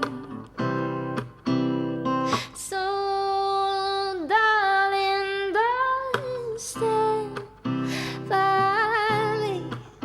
Oh, won't you stand by me? Thank you, Amor. Stand by me. Oh, if the sky I will look upon should stumble and fall, and the mountains should crumble to the sea, I won't cry. No, I won't. No, I won't shed a tear just as long as you stand. And you stand, and you stand, and you sit, and you lie down, and you squat, and you jump, and you roll, and you flow, and you go where you go, and you stand again, and you fall, and then you stand again, and then you fall, and that's life. Yeah, that's life. It just is. So you gotta keep going, just a roll it, just a roll it, roll. understand. Rolling, rolling, rolling, rolling through life, doing the best that you can. Yeah. And we roll on together, yeah, we roll together through the tough times and the good times and the stuff in the between, and just keep rolling, rolling, keep rolling. I'm about to roll out of stream. Rolling, rolling, roll. Won't you roll on by with me in my community. Whenever you're in trouble, won't you stand or roll by me? Oh, won't you stand or roll by me? Oh, and I will also stand by you, also roll by you. Oh, oh, oh, oh, oh, oh, oh, oh. Thank you guys so much. Really, really appreciate you guys every single day. And yeah, I appreciate this community more than you know. So thanks for letting me open up today about something that has really been 100% of my life, and I can't thank you enough for being so respectful of my family, my privacy, and waiting for me to have this moment with my family. And thanks for letting me have the moment today to open up, to talk, and thank you for being supportive. Thank you, new friends. Thank you, old friends. Thank you, friends to come in the future. Thank you also for being brave in your own endeavors. Whether you share or you don't share, just know that you are not alone. And I hope you find the people around you that can support you and can listen. And just know that it's never too late to start making those tiny, tiny baby steps. And you're not always gonna have the best days. You're not always gonna have the strength to pull through, but try to find that one tiny thing that went right, or that one tiny thing that made you a little bit less sad. That has helped me a lot in the last few months dealing with my dad's sickness. And if you guys ever need anyone to reach out to, I'm here. The community is here. Discord, you can reach out. We have event Real Talk channel on our Discord server, so you are welcome to open up if you didn't get a chance to, or you would like to just share, or in upcoming streams as well. I'm here, we're all here, so just know that you matter, you care, I care, we all are here. So that pretty much wraps up today's stream. I wish you a good rest of your day, rest of your week. If I don't see you, I'll be back on Friday or Saturday, both days. And we're gonna be doing some music both days. I'm gonna be learning some new songs on Friday, and then on Saturday we'll be doing regular requests. So that's the plan.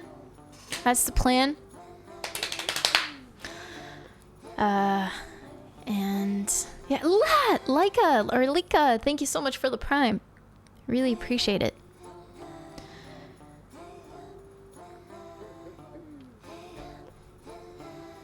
Thank you. More songs to add to the approved list. Exactly. I've got it. I've got some work to do. But first, I've got to go get to a meeting and then got to get some food. So, I'm going to head out now. Thank you seriously so much. Love to you all. Thank you to the mods as always. And I will see you guys next time. Take good care of yourselves.